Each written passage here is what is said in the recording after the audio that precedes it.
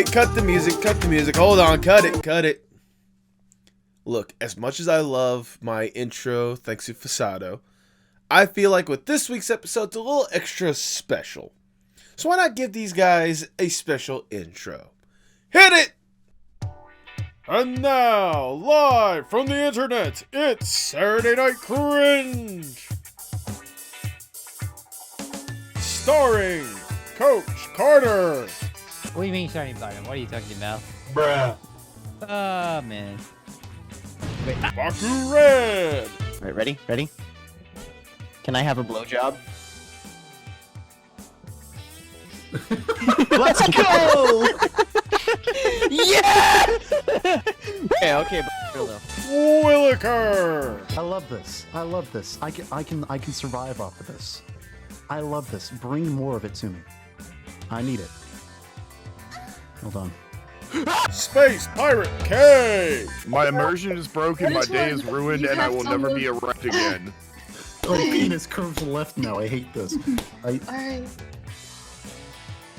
Wait, it didn't curve to the left to begin with? ZonnyBrije! I'm Kid Kids too! I will fight you.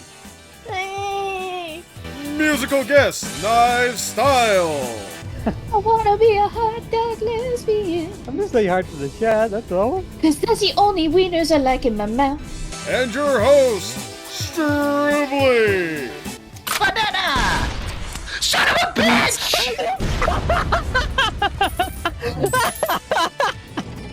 I texted Will. He hasn't texted me back yet. Ow.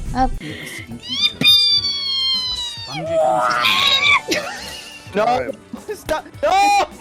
Stop it! No! I don't got that. I don't got that, man. Oh, shit. Don't touch the red. Do not touch the red. What did I just say? Somebody shit in the church. Who is shitting in the church? Stop shit. It's the same person too, isn't it? Stop shitting in the church. Stop it! Stop it! Stop! Puppy. Oh, I'm sorry. You didn't get your 30th pancake. Man, I'm dead.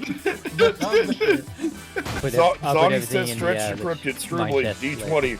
Roll for anal circumference. No! I hate you. No! And now, give it up for Saturday Night Cringe! I'm not gonna lie, guys. As excited as I am for this interview, I'm scared. Oh, why? What are you Because scared of? Because I am dealing with 7 personalities all at once. True. And that's just counting the ones that we are legally required to acknowledge. Right. Very true. Right.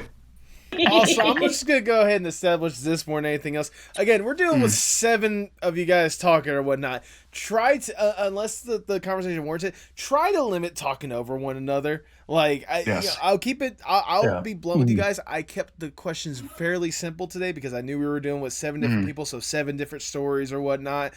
Different perspectives or whatnot, and trust me, you all are going to get an opportunity to talk. I'm not going to hold y'all back. However, please try to make sure you guys don't talk over each other as much, because it's already going to be chaotic as it is. That's all I just wanted to say. Past that, I would ask that you probably give directions of who's speaking first. okay, fair enough. Then in that case, for the most part, like generally, I'll just go down the list and like when it comes to a certain question or whatnot. Yeah. So get ready to answer all the questions first, Coach. Okay. I told you. Conch condom. Who got sent jab in the room? Oh yeah, the cringe custodian. But no real questions. So far, real quick. What are no swears for YouTube? Just to be clear. Look, I've established this perfectly like this. I genuinely don't give a fuck when it comes to swearing. So if you guys need to fucking go! If you guys need to let a fuck fly or some shit hit the fan or whatnot, feel free to, okay? Because even though I'm monetized, I am not at that point to where YouTube's gonna care whether there's a simple fuck bitch shit ass tit motherfucking whore in a goddamn conversation, okay? Well, it's mostly because we have an Aussie in the chat, so. Oh no, I expected to cut the fly. I think he versus the left out of all of us. I know. Coach is the most wholesome of us. All I gotta say I was gonna come here anyway and like do like a terminal montage. TOS. I'm pretty sure I'm the biggest potty mouth in the group. Yeah, He is, especially when he you're is. angry. Brunson potty. Yeah, I get really mad sometimes, and I get really, really fucking Ow. angry.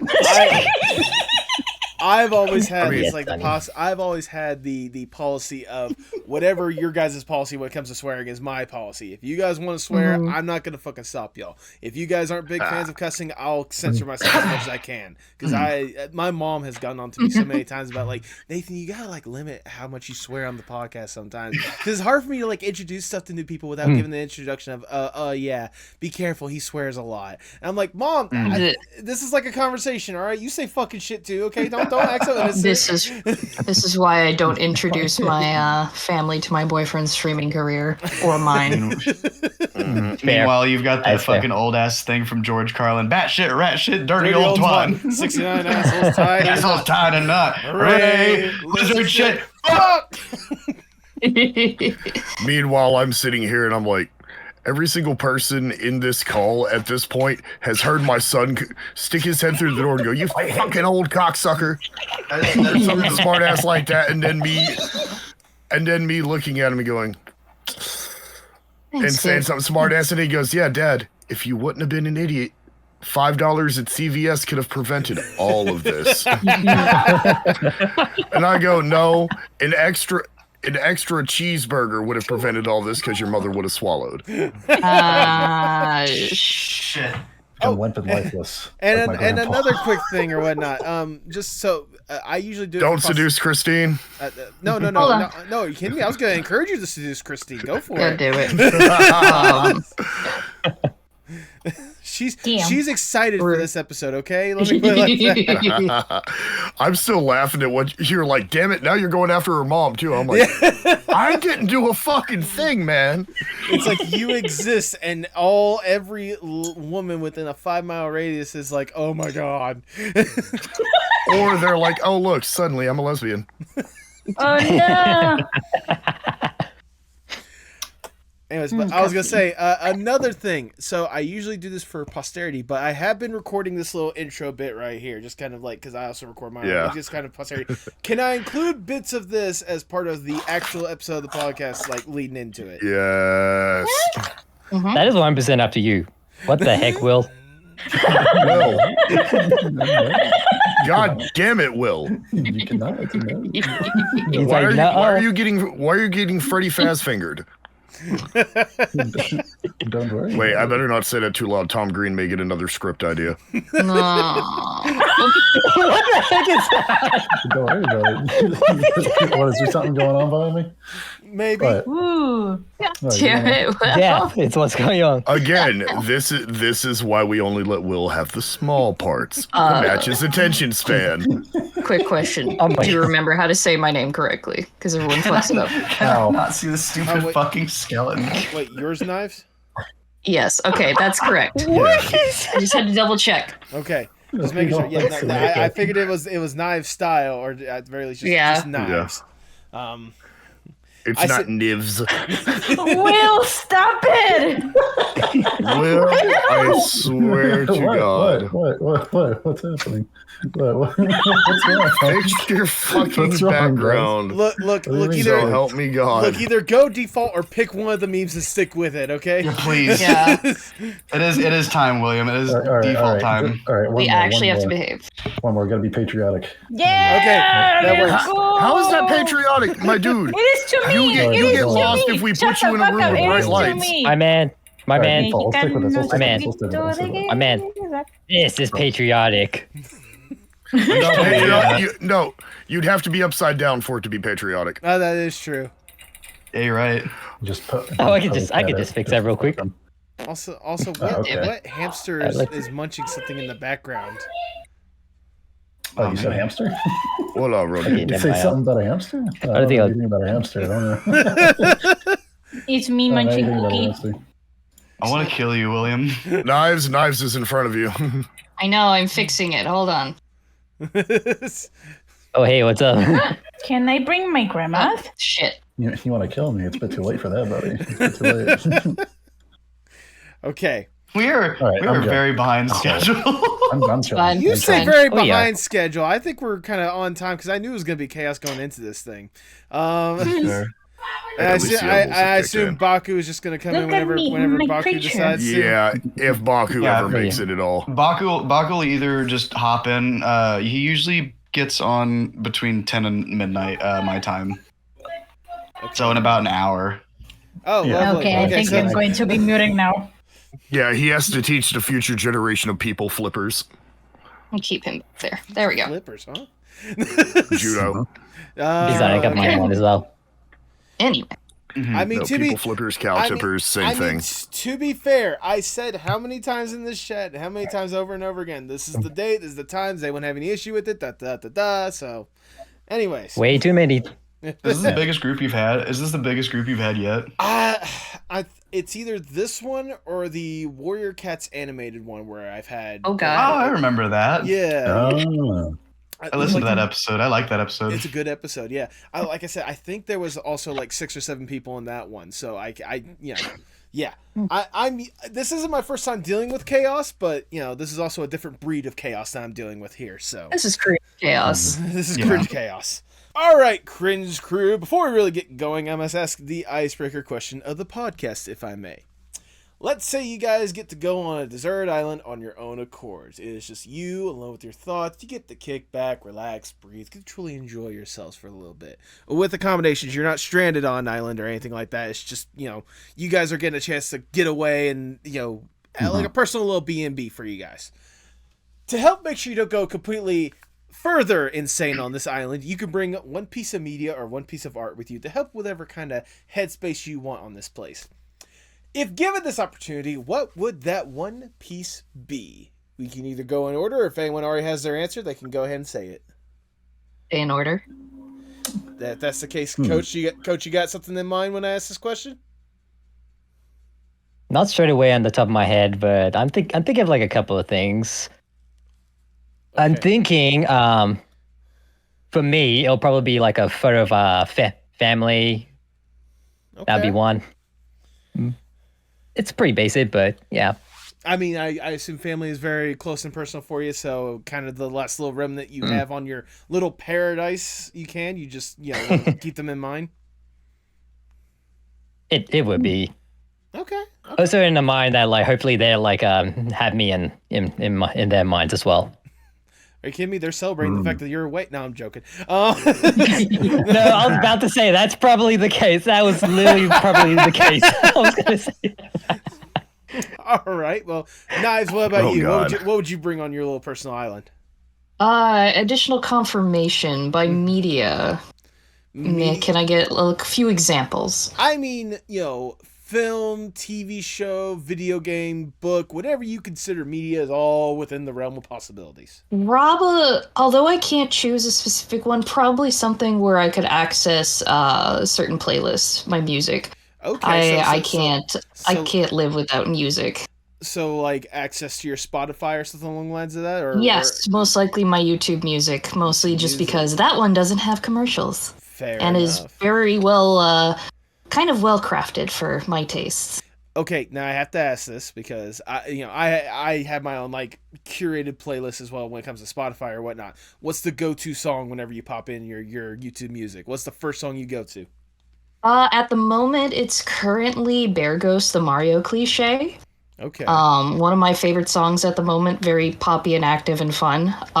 When I did do my YouTube music rewind, apparently my most top played song through 2023 was Peyton Parrish's Make a Man of You cover. Oh, okay. Both very good options. So a bit of Viking rock. All right, I'm getting that vibe off of you.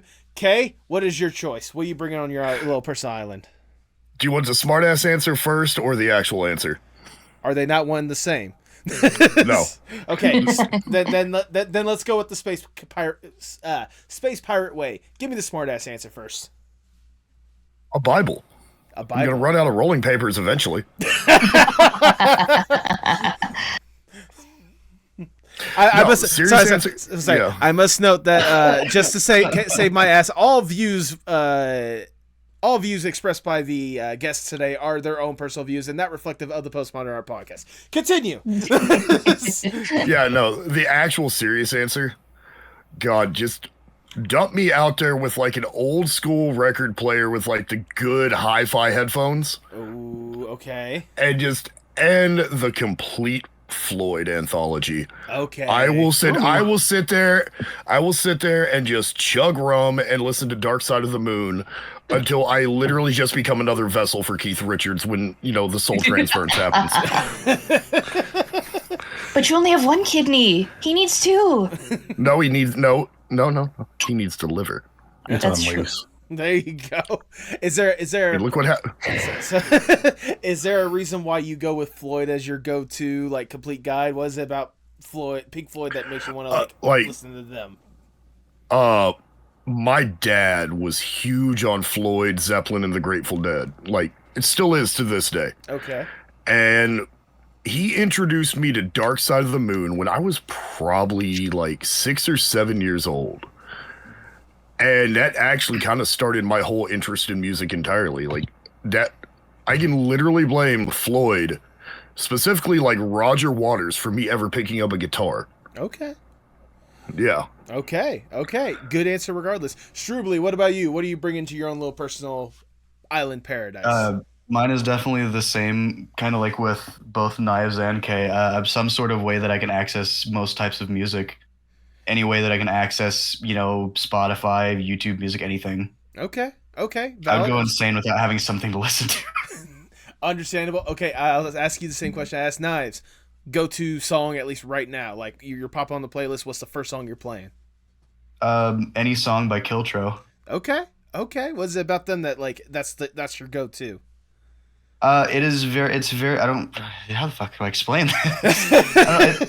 It's very, very guitar heavy. Okay. Like, it's not heavy, like, by any means. It's more of like a light classical style playing. I think, like, you know what? I can't explain it. You'd honestly have to listen to the band. My go-to song is either The Drunk or Mi Capitan. Okay. Fair enough. Willicker, what about you? What do you bring in for your personal paradise? Can I bring a tiger? Is a tiger a source of media? Well, it's certainly entertaining. Liven up the island experience, I can tell you that at least. I mean, He asked for a tiger. We literally just drop off one of those like 1993 handheld games. I was literally about to joke about that. Right. Same brain.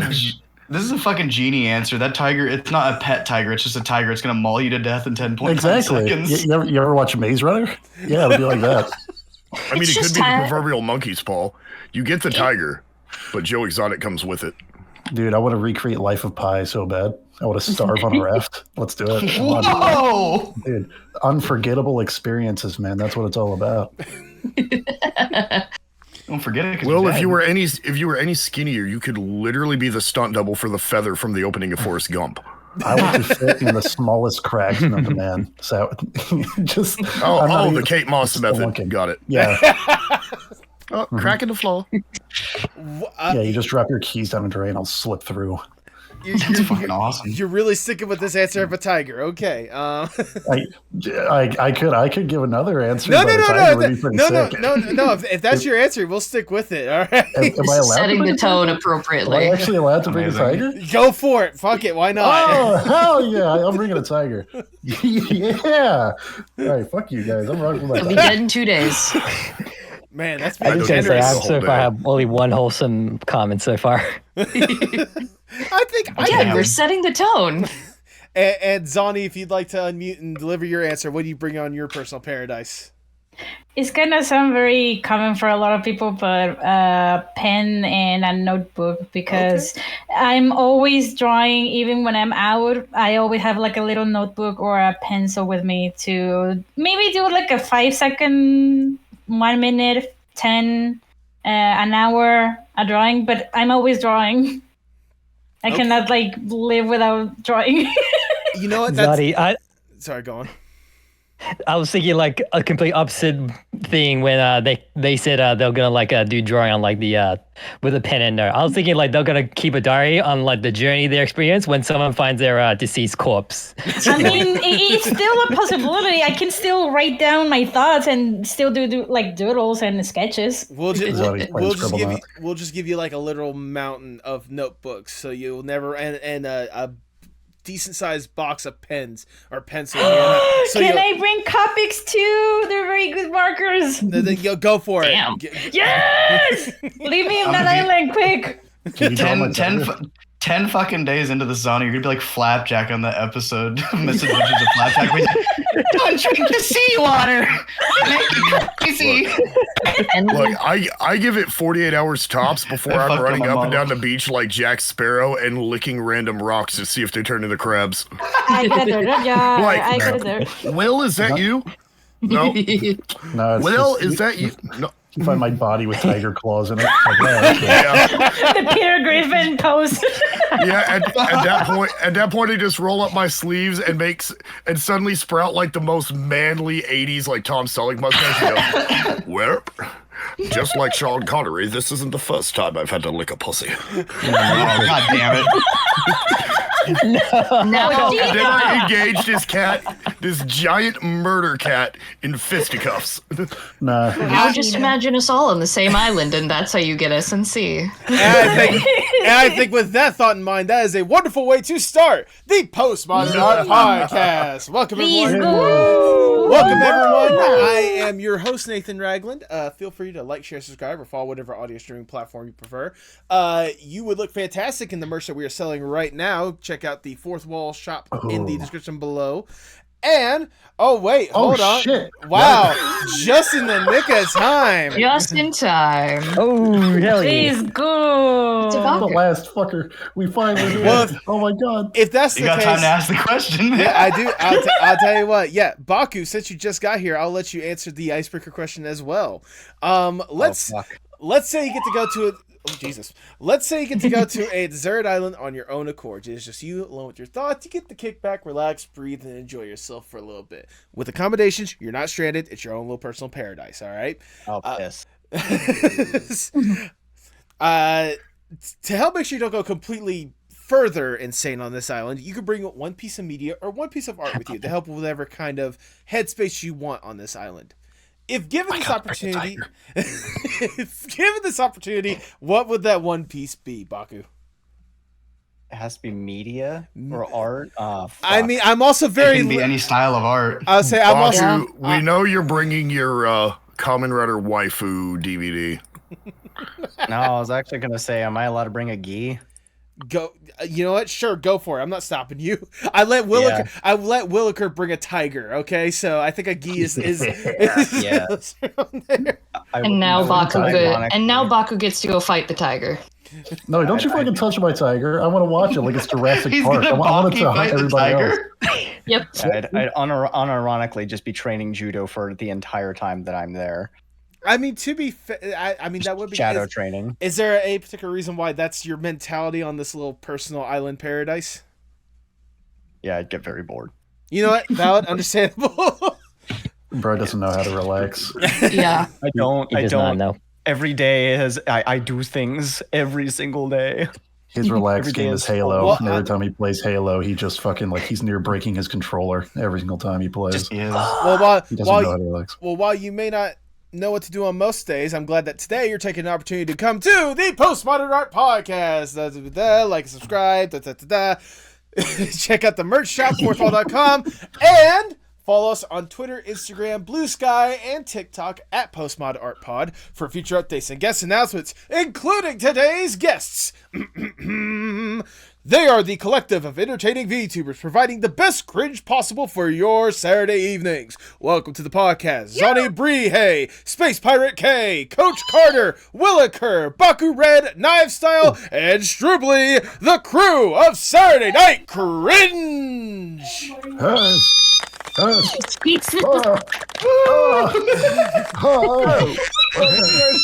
my god! Jesus Christ! I can make that noise. Oh yeah, we can clap better than that. Hold on. Please don't. Yeah. Yes! There we go. I'm loving. Oh God.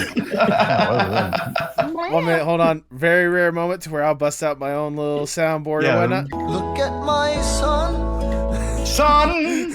Pride is not the word. Anyways, no. We have come to overtake your computer. Oh my goodness. Oh, that's not what I meant to do. There's not a lot you can really do left with this computer. This thing has really gone through the ringer. But regardless, thank you guys so much for taking the time to be here. For those who are wondering why I'm bringing 7 interesting VTubers onto this podcast, I don't know either, because I'm looking for 7 other interesting VTubers. No, I'm joking. No. You looked in the wrong place. No, and also, and also, you're done goofed, kid. No, in all seriousness, this is a fantastic group of VTubers that I made a promise for the person at the center of the stage right now, Stroobly, who at this point is still trying to fund for their PC. If you guys, would like to help fund a new PC for Stroobly, I will leave a link to his throne in the description below so we can help make that more of a reality. But you have at least hit $1,000 when it came to that goal. And I promised you when you hit $1,000 on getting that new PC, I'd bring on the whole Saturday Night Cringe crew. Yeah. And I am regretting that decision. Oh no. No, you let me in here once before. I have. For those you should have learned your lesson the first time. Your tears sustain my viability. We'll certainly discuss all that and a whole lot more, especially with the absolute fun you guys are providing, the absolute chaos you guys are providing, whether it be on a daily basis or more specifically on Saturday nights. But before we divulge to the stuff you guys are doing nowadays, I want to go back just a little bit and learn more or less the origin story of you guys, at least what got you guys to this point. What got you guys interested in art in the first place, of however you want to define art? Coach, if you would, I'd love to hear your story first. Sorry, can you repeat that last bit again? Sorry. What got you interested in art of any form in the first place? Okay, art in general. Okay. I was thinking you'll talk about I'm gonna bring out the whole origins of SNC. Oh, we'll get to that. That's later. We'll get to that later. All right. Yeah, all right. Yeah, I got you. All right, so all right. So it is mostly a thing I saw growing pretty young when I was in preschool stuff. I was always been very highly praised on art and drawing in general when I was doing coloring stuff in preschool. Okay. Eventually did a whole bunch more of that outside preschool and stuff. Moved on to other schools and stuff. And yeah, I even showed something to other family members. And I also remember one time that my great grandmother actually got me a sketchbook to teach me how to draw characters from the Winnie the Pooh series. Okay.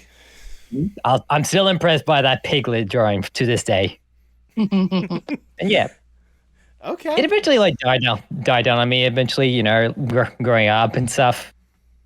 But eventually it kind of went back to me once I let my sisters get into art stuff as well, and they would always tell me that I was their inspiration apparently.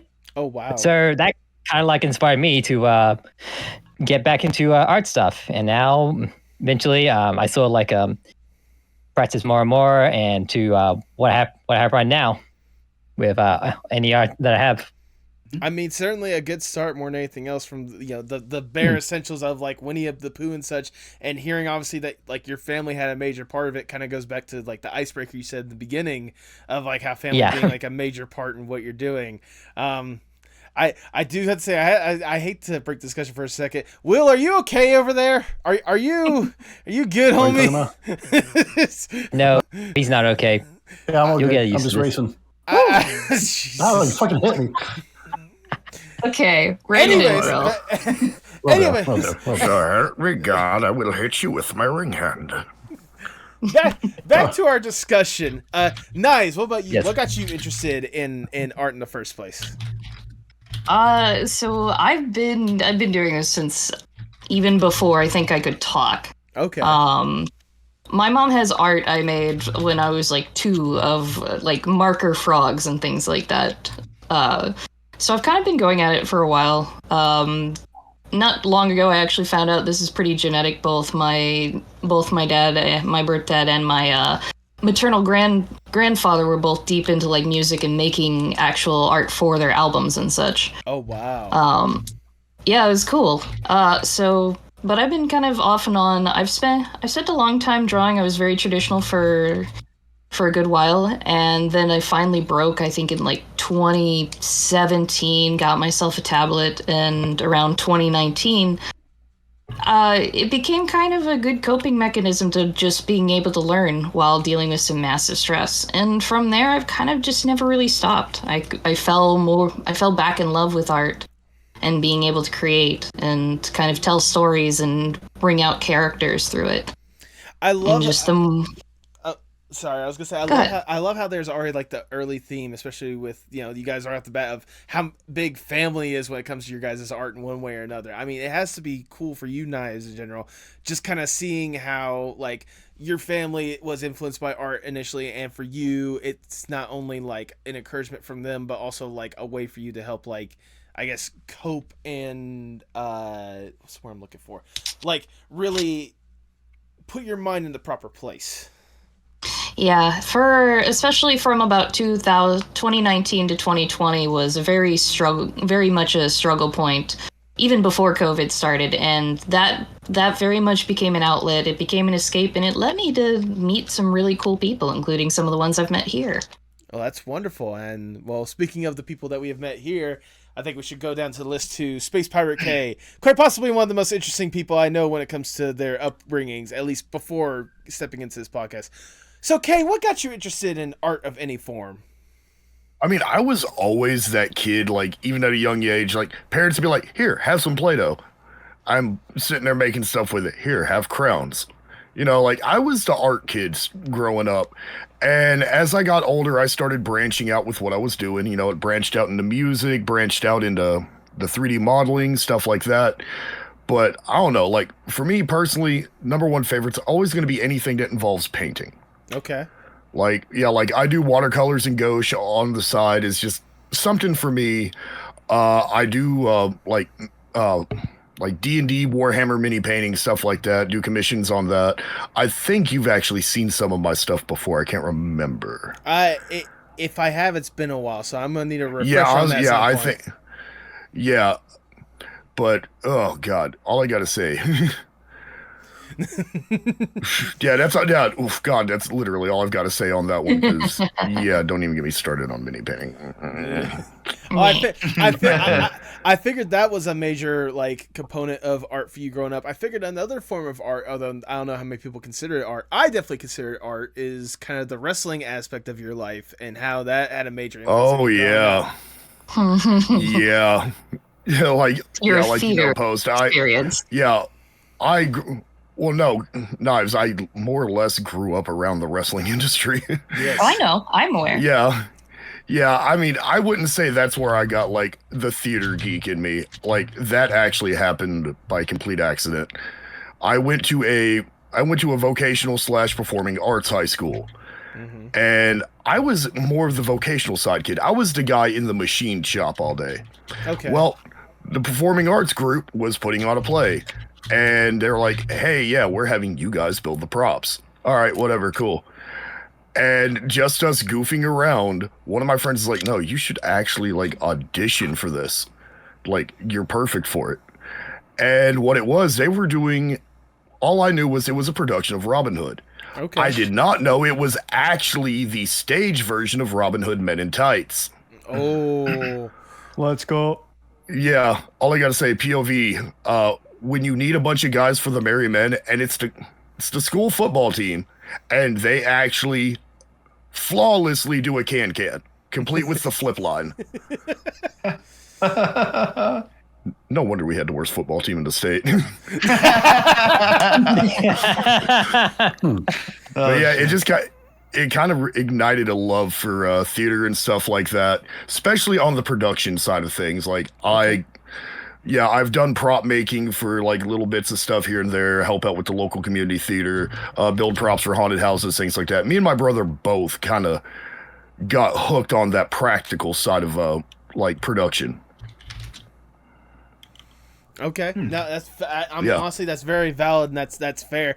I imagine, like I was trying to hint at earlier, I imagine some of that probably led back into like the wrestling aspect or whatnot. That I love like just peering into. I just, for the audience at home or whatnot, because I know you've told me personally, but for the audience at home, can you tell your like little mini history when it comes to wrestling? I literally grew up around the wrestling industry. My stepfather and my son's grandfather on his maternal side of the family both were heavily involved in the wrestling industry in the 70s, 80s, and early 90s. And because of that, I kind of grew up in the back rooms of a couple of 3-letter acronym wrestling groups that I'm not legally going to mention here. Fair enough. I think you can figure it out. All I got to say is they all started with W. Yep. And yeah, that kind of afforded me a very interesting view, especially in something like that, which Baku, I think you'll agree with me on this. Pro wrestling is basically just American tokusatsu. Oh no, 100% is. Exactly. It's got a lot of the same spirit. Well, to be specific, tokusatsu acting, which is heavy on posing, and guess what they fucking do in WWE? Yep. Goodness. I mean, that has to be a fun little, like, it's interesting to know that kind of, for you especially, Kay, how many different aspects of art were kind of in your life kind of growing up? Like that's just, it's an amazing story regardless. And it's definitely fit for today when it comes to podcasts. The short answer is yes. We'll be here all night if I try to go over all that crazy shit. That lets me know that I need to have a future episode just dedicated to you at some point. Please no. Favoritism. Stroobly, how about you? What got you interested in art in the first place? So I've been into art for a long time. I didn't really do much as a kid art wise. I know I did like the school education, like, oh, you have to do this paper mache, yada yada. It wasn't until high school that I really started doing much with art. For myself, it was shit. I was just one of those high schoolers who watched a lot of YouTube and a lot of different like content. And I think it was it was either my sophomore or my junior year in high school. I got really into painting and pottery. Okay. Those were like two of my favorite things to do while I was in high school, besides like read books. And then, once those classes were over and I wasn't able to get back in those classes other than to be like a teacher's aide, I started to kind of like travel down the rabbit hole of just YouTube content. And I remember one of my best friends at the time when I was in high school, most of my art was portrayed through YouTube.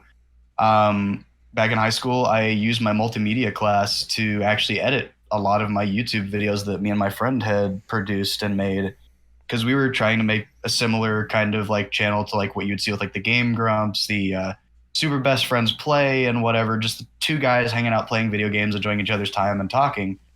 And multimedia just became a massive art source for me. I really enjoyed just putting videos together, editing, and making those cool little like things that you would see whenever you come to like multimedia editing. And then that died very quick. That lasted like a year maybe, and that channel is no longer up on YouTube. They deleted it. But directly after that was whenever I went back into my music phase. I've been in music since probably middle school. Okay. So during high school, I was in and out of a few bands with a couple of friends of mine, and I fully focused on doing nothing but music. Put that gun away. But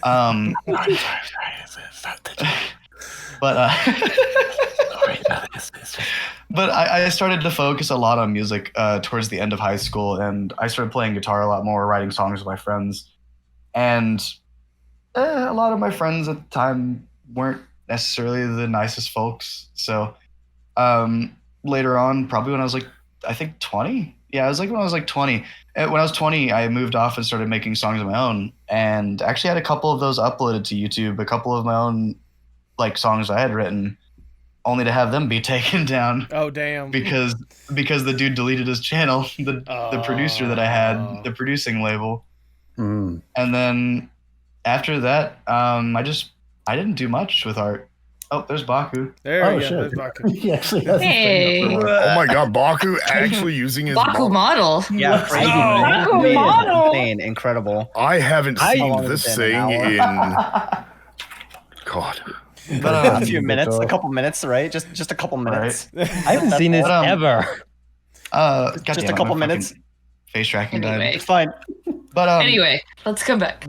basically, after I like just didn't do anything for a few years, I don't know why I got really into like watching between YouTube again and streamers and stuff like that. I was like, man, I would really love to do that. And for a while, I was doing face cam streaming and playing a lot of competitive games.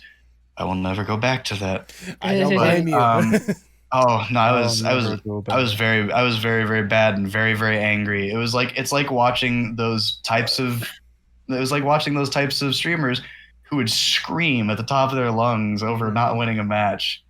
And I became very mellowed out after so basically Yeah. But after a long course of a while, I just kind of like sat away with it, and I was like, you know what, I kind of don't want to do this. I want to play a lot of more like single player and story games and just enjoy my art form as just comedic and like make jokes, have friends on and be able to bullshit back and forth, because I'm one of those people who believes laughter is the best medicine. So I like the comedic portion of the style of, comedy being a certain source of media. So anytime I can, I try to make jokes because it's funny. That's fair. That's fair. I mean, I was gonna say, like, honestly, whenever the more you were like describing your story or whatnot, I related a lot to that story, like kind of just always being around that kind of art, in high school or whatnot, really getting into like painting and pottery, especially or whatnot. I went with a little bit more of an expensive route when it came to the media thing, because I didn't have that kind of media outlet till I got to college. So yeah, but regardless, like it's incredible kind of hearing how you got to this point, with all the different like twists and turns and like ups and downs, highs and lows, all stuff like that. Like, it's really incredible that you've gotten to this point right now. I mean, I can't help but commend you for it. It's been a wonderful ride. It's one of the favorite things that I've done. Granted, I've had a lot of ups and downs through my life and shit like that. Like everybody has. I mean, that's just normal in life. But coming to this, like, it almost feels like a high point. It makes me happy to know where I am at right now, because it's an enjoyable part of my life. I get to come on and do things like this, and I just get to enjoy myself. I don't have to bullshit. And some VTubers will play characters. I don't play a character. It's just me. I just have the model, and it's me. That's probably a very overarching theme of the entirety of SNC. None of us really play characters. We're just us. Yeah. We really don't. We have the collective personality of Tree Stump. I used to play a character. Now, granted, it's a tree stump that's being sat on by the cocaine bear, but oh, not cocaine bear. Well, speaking of cocaine, Willicker. Why was that leading to me? Speaking What did I do? Since We've seen you zoom around your screen. Since you are moving ahead, I will be right back. I have a phone call to take. Yeah, like I said, important. just mute up and then unmute whenever you're done with your phone call. Yep, I'll be back in just a moment. Awesome. Thank you for letting me know. Anyways, Willicker, back to what I was saying that. Willicker, what got you interested in art in the first place? So, like, specifically art, or like the grander scheme of things, like VTubing? I mean, if VTubing goes into the kind of the arch when it comes to art, then please go ahead. But at the very least, I want to hear like the humble beginnings. God, this jerky's awful. Damn, I'm trying to hide it. Shit. It's camel jerky. This should taste awful, dude. oh yeah, that's your first mistake, man. Camel taste awful. Hey, oh my God. Do you need a moment? Dying. Host, this may be the first time you've ever had a guest choke on some fat meat on your show, man. How's that make you feel? I was gonna say probably the first casualty on your show. It's okay. We'll just reboot him. No, that's my career the moment they all find out I'm affiliated with you clowns. Oh, wait, I don't have a career. Don't sell yourself short, okay? You good, I'm Will? not short. I Yeah, am I'm good. very I'm good tall. now. I'm good. I got all the camel out of my system. Okay, Anyway. just- All right. let's get to the backstory, the All right, origin story so- of Willicker. Well, So art. art stuff. Just like in general, it was a kind of aspiration from like when I was really, really little. I've always had a thing for comic books, superheroes, all that kind of stuff. So kind of just, I guess, beginnings with art is me just drawing Spider-Man over and over again because I had a hyperfixation on him in elementary school, and eventually that skill set. I actually did go to like one of those optional like summer art schools, whatever thing. I got offered to this program called TriDeck. I forget what the actual acronym is, but I have a horrible piece of art that came from it. It's fucking. They made me make like this. They carved this like styrofoam sculpture. It could have been anything I wanted. I was like, yeah, I'm gonna make the ultimate superhero. I need to find a picture of this thing. I'll send it to you guys later. I can go downstairs and take it.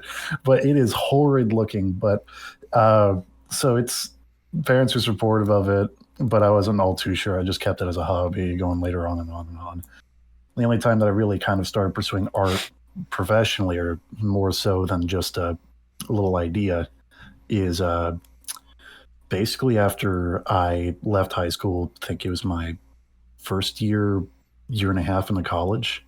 Had like an entire epiphany about what I was doing, and so eventually I decided, you know what, screw all this. I'm going to do something that makes me happy, because I don't feel like if I wake up in 30 years and I'm doing whatever the hell I'm already doing, I'm not going to be happy. So I decided to make a risk. Currently go for art. Switched over to an art major, and I'm just, I don't know, seeing where that goes. VTubing's a different story.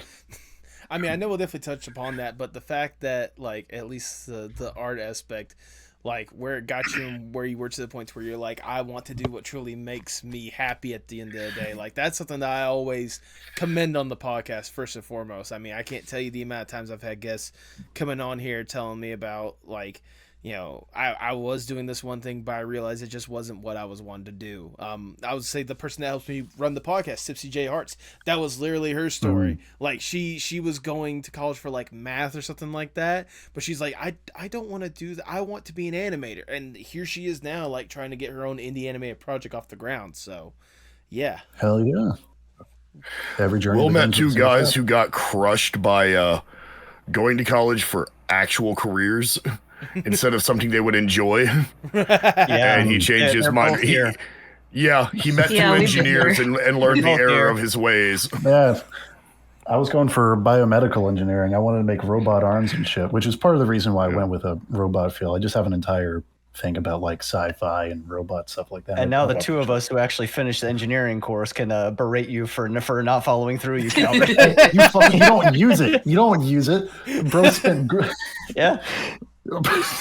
You Bro has a receipt. That's all he What's your has. point? He has a I'll receipt. have you know I use mine. I've pissed off the tallest freestanding tower on the planet. See, he can say that, but all you got is a receipt, brother. Baku using engineering physics. What is it? You play how much Planet will Coaster. this That's be? the most you use it for. That's all. Nowadays. But they had to put my name. No. They had to put Baku my name on uses- the legal documents for a. God, I think at the end of its lifespan, it cost $11 billion. What, Baku- yeah. what Baku cost uses $11 his- billion? I Baku can't uses tell his you. engineering and physics. Planet It's just to throw a man as perfect as he can. Yes. Well, with that in mind, Zonny, what got you interested in art in the first place? Yeah, not The real engineering, eye please. doesn't Yeah, that's one thing. Oh, for the love of God. Also, All right. heads up, you might hear random screams, so I apologize about that. Fair enough. So.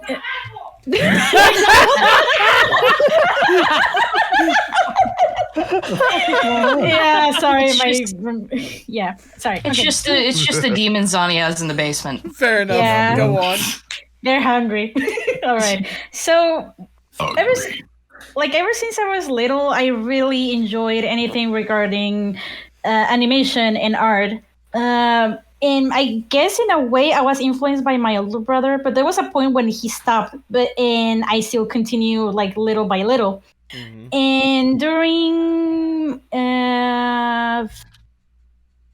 7th grade, I met someone who was an amazing artist, and I basically got like the inspiration that I needed to actually do much more elaborated stuff. I used to draw a lot of Pokemon, Digimon, anime, but mostly like animals and furries, which, yeah, I'm afraid. Then, and mind you, sadly, in my case, my family didn't like the idea of me going to study anything regarding art. Actually, my dad actually said that he doesn't want me to become an artist because he thinks I will be dying in an abandoned building with missing an ear. That's very encouraging. Or drug or something. Yeah, very encouraging. The only person who actually encouraged me to go with art, it is my late aunt, my aunt Ana Metiana, who was the only one in all my family that believed in me. And even before like she died, she gave me the motivation to actually go for it. And maybe not, I didn't go to an artistic course as like any other person would go, but I went to graphic design. I have a degree in graphic design, which, yeah, it still is artistic, but in a way that I can actually look for exploited in like business wise. So with that said, I went to a lot of like areas that involve graphic design. Sadly, it is bad viewed on Mexico. It is awfully underpaid, and no one appreciates it. And, well, yeah, it goes over that. But while I was studying graphic design, I was selling a lot of stickers, prints, pins in my local events here in the city. So I get to like experience beforehand what is the type of like businesses I will go for. I can apply my art, but in a way I can actually also get money. Okay. Well, I mean, hey, it's a start one way or another. I mean, especially with the wonderful encouragement that you had in the first place, seeing how far you've been able to go and still like at least have that love regardless. Like it's great to hear at the end of the day. Especially with all the chaos that could come with something like that. and it seems like the demons in your basement agree. Yeah. With that, Baku, what got you interested in art in the first place? Oh boy. I feel like my answer is going to be very disappointing, but also extremely on brand and it's very much it makes sense moment. Inhale. I think somebody can answer this for me. I'm gonna see if anybody can real quick. No. Okay. Well, ship posting. Okay. Yeah. I mean, I think I right went through the process everyone else did. You know, elementary school, everybody had to go through an art class, and university because of culture. They make you take an art class even if you're in a completely unrelated field, like fucking engineering. But the funny thing is, in that art class, I was actually sitting there and just doing whatever project I had, and I was just looking at the people next to me. I'm just like, wow, these people suck. They really suck at it. And I say that kindly as possible, but it was genuinely bad. Holy shit. I don't know what it is. I think it's just the engineering obsession with precision was what allowed me to get through that class with a straight up 100%. Okay. But yeah. But nowadays I only use my powers for evil. This is true. And we see how well that has worked out for you so far. Hold on. Oh, we're all in agreement, I promise. You can see it. You can literally see it. It's literally right there. Yep. Yeah, if you Mermaid's notice, artist, it's made of spite. As you notice, this is a helmet over a helmet. No. Translation. Give it another 3 to 4 years. Don't make another Gundam series where Char beat death again. Now he will just be a helmet inside of a helmet, and Baku will just be sitting there rubbing his hands together, going, "Good." We have It is exactly as I have foreseen. We have a bit of a running joke where Baku can take off the helmet, but as soon as you do, it's just another helmet underneath. It's the Halo CE hidden cutscene. Yeah. Yeah. like that decision was purely out of spite too. He wears a helmet all the time, refuses to ever take it off because he refuses to have a face like everybody else. He doesn't want a face. I mean, if nothing else, it makes animation easier more than anything else. Oh yeah, Yeah. I did take the liberty. You know how much CPU this is taking up right now? A lot. None. Oh damn. Relatively, none. You say that, but I remember when you first got that model, it crashed your shit every time you tried to. Oh, no. That was because my internet sucked. Yeah, fair. That's always a good reason, regardless. Yeah, I the internet ISP thing really pissed me off. I did take the liberty to send my favorite Baku shit post in the Clips channel for you post about him talking about I love the type of woman that will actually just kill me. Yep. Well, it's kind of a question of which one is your favorite at this point. I love the good variety. Man, I'm personally partial to one word. Hey, Baku. La da da da da. Yeah. Oh, Metal pipe. All right. Come back together. In terms of art, yeah, I really do only use my powers for evil and quote unquote evil. Ship posting, I don't really pursue it as heavily as everybody else here because I kind of don't want to. I am pursuing it for evil only. You have a fucking Baku's going for quality over quantity. You have an impeccable fucking like precision when it comes to rotoscoping. Yeah. I was gonna say like you say it like kind of jokingly, like I only use it for evil or whatnot, but there is really a good art form when it comes to shit posting in the first place. Like there are only so many good like quality shit posts that really linger in the cultural zeitgeist more than anything else. So. Yeah, and it's insane because I think I put more time and effort into my ship posts than are necessary to the point where they're actually like blending, they're tiptoeing the line between ship post and actual art at this point. So we've just taken to calling it shart. Thank you. You've put more effort into your art than you have in engineering since you got your degree. Yeah. I wouldn't put it that far, but I would just say they're equal. But yeah, his art style rests on the perfect precipice that usually most like ship posts that are successful and like stick work. It's this balance of finding high quality, low quality. Yeah, that's the only way you describe it. High quality, low quality. I look, so many of Ralph Bakshi's ideas were shit posts, and they still are under that realm of genius, but also insane shit posting rotoscope. Oh god, you just had to bring up Ralph. Of course. Now the little voice in the back of my head is going, where there's a whip, there's a way. Also, I just want to say that the phrase high quality, low quality, I feel like that's the best way to describe this podcast. Anyways,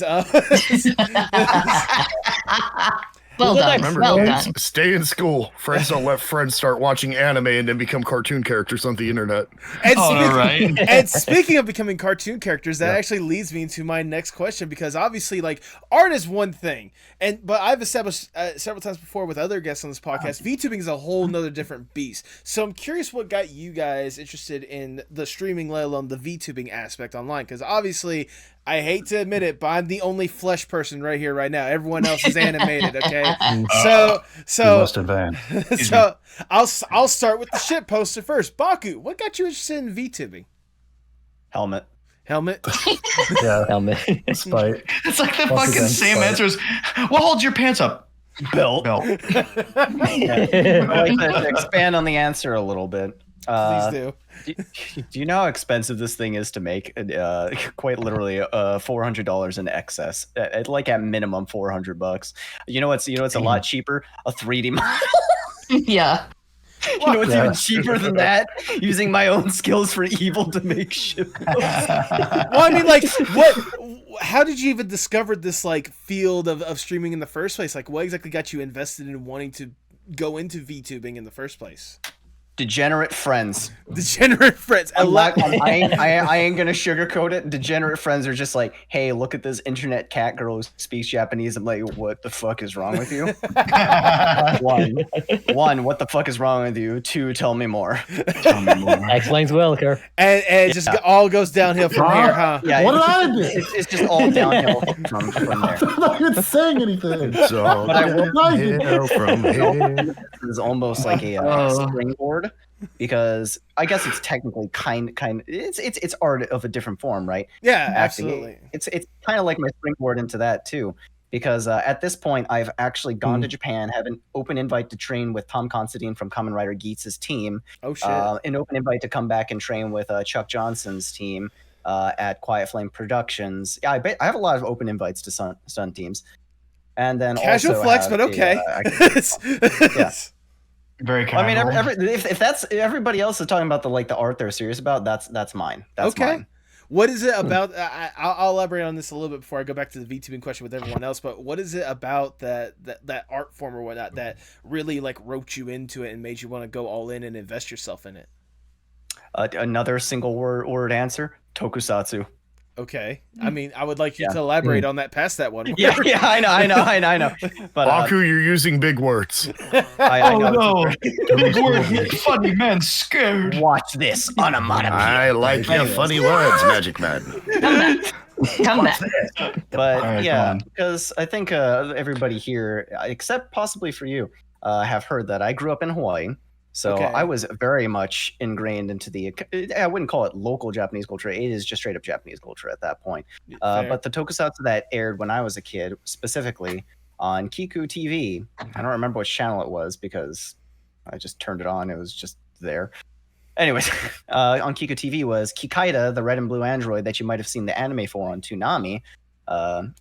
What was it? Artificial humanoid Kikaider, I think is what the romanization is. Okay. And then also Kamen Rider V3. And then of course that just kind of spread into the westernized tokusatsu, which is of course Power Rangers, etc. Everything kind of dominoes from there. But I've always had like a huge infatuation with like superheroes, both of the Western and especially of the Eastern variety, quote unquote tokusatsu, right? Case in point. But I think the ones that have had the most impact, just to give the two baseline ones, is 100% Kikaida and Kamen Rider V3, because that's the shit I grew up with, and that's the ultimate goal. That's why I have those open invites to stunt teams in Japan, is because I actually took the time and just 180'd my life and just like, what the fuck am I doing? I don't want to I want to be this. Let me fucking I can fucking do it. I can do it. I can. And I do. Like, one of the things that the stunt guys even told me too is just like, oh, you already have a head start because of judo at your level. You know, you compete at national level competitions and you know how to fucking fall. So I'm like, oh shit, that's great. So yeah, that's kind of just where it ballooned from, is just just growing up with that shit. I was gonna say that genuinely does sound like absolutely incredible. I mean, I do not personally know what it's like for that kind of intense stunt work or whatnot, but like when I was in college or what, I don't doubt it one bit. Like, obviously, like, you can see the action and you see it's not exactly all, easy ups and all that BS or whatnot. Like, it's a lot of intense training that really goes into it or whatnot. I mean, I knew like the bare minimum when it came to like stunts and stuff like that when I was doing independent short films in college and stuff like that, but that's nothing compared to like the stuff you were describing. So the fact that you're willing to commit yourself to that kind of field or whatnot, it's impressive to put it mildly, more than anything else. So yeah, that's my one word response this time. Yeah, short, sweet, simple to the fact. Speaking of short and sweet, Coach, what got you into If Coach is sweet, then I'm the reincarnation of Betty fucking White. Oh, hush. I'm taking this as a compliment. I'm taking this. But I think I should also take this moment to point out I am 5'4". I have a homegrown theory that when Coach takes off the helmet, it's just a fucking Oompa Loompa under there. That's what That's brutal. Oh my god! If you finally get Baku's helmet off, there's just two of them. All right. There, Come back. Let's go back. Yeah, let's go. It's to the Coach's Aussie. Bring it back. Rein it in. Coach Carter, if I may, what got you interested in streaming and VTubing? Mostly just been like interested on streaming. Basically, it's sort of like when it became a thing where like I was like interested in doing, because I like to play games. There's like a bunch of games I had but never tried out, and I feel like streaming them would probably be a good idea to like jump into them, as well as also the idea for on the plus, if if I get like chatters around, it could definitely help me out with actually being very very talkative and like practice on my charisma, because growing up in like high school, I have like very low of that. I was mostly a wallflower growing up. Okay. Yeah. But yeah, eventually it's sort of like getting to the idea where like I saw this PNG tuber called Imamura, and I sort of like got like inspired to like showcase like an avatar character to go along with it. So like I like asked about like how do you like do the reactive PNGs, looked at the source of where you get it, and eventually I led my way to make myself a character based on like a drawing I did sometime around high school, and then eventually it was also like one of the first things I drew once I got my drawing tablet as well, because around the time I also got my drawing tablet at the same time. Okay. And yeah, eventually like started using that a little bit. Eventually like it's at some point where like someone mentioned like that I was like a VTuber, and like the most I didn't think about that at most, but I thought about like I was being a character in like a virtual system, so like I'm a VTuber. Well, there you go. And the rest is history. The rest is certainly history. Now, I just want to take a little quick aside and just ask out of curiosity, how did you come to the name Coach Carter, and does it have anything to do with the 2006 movie starring Samuel L. Jackson as a high school basketball coach?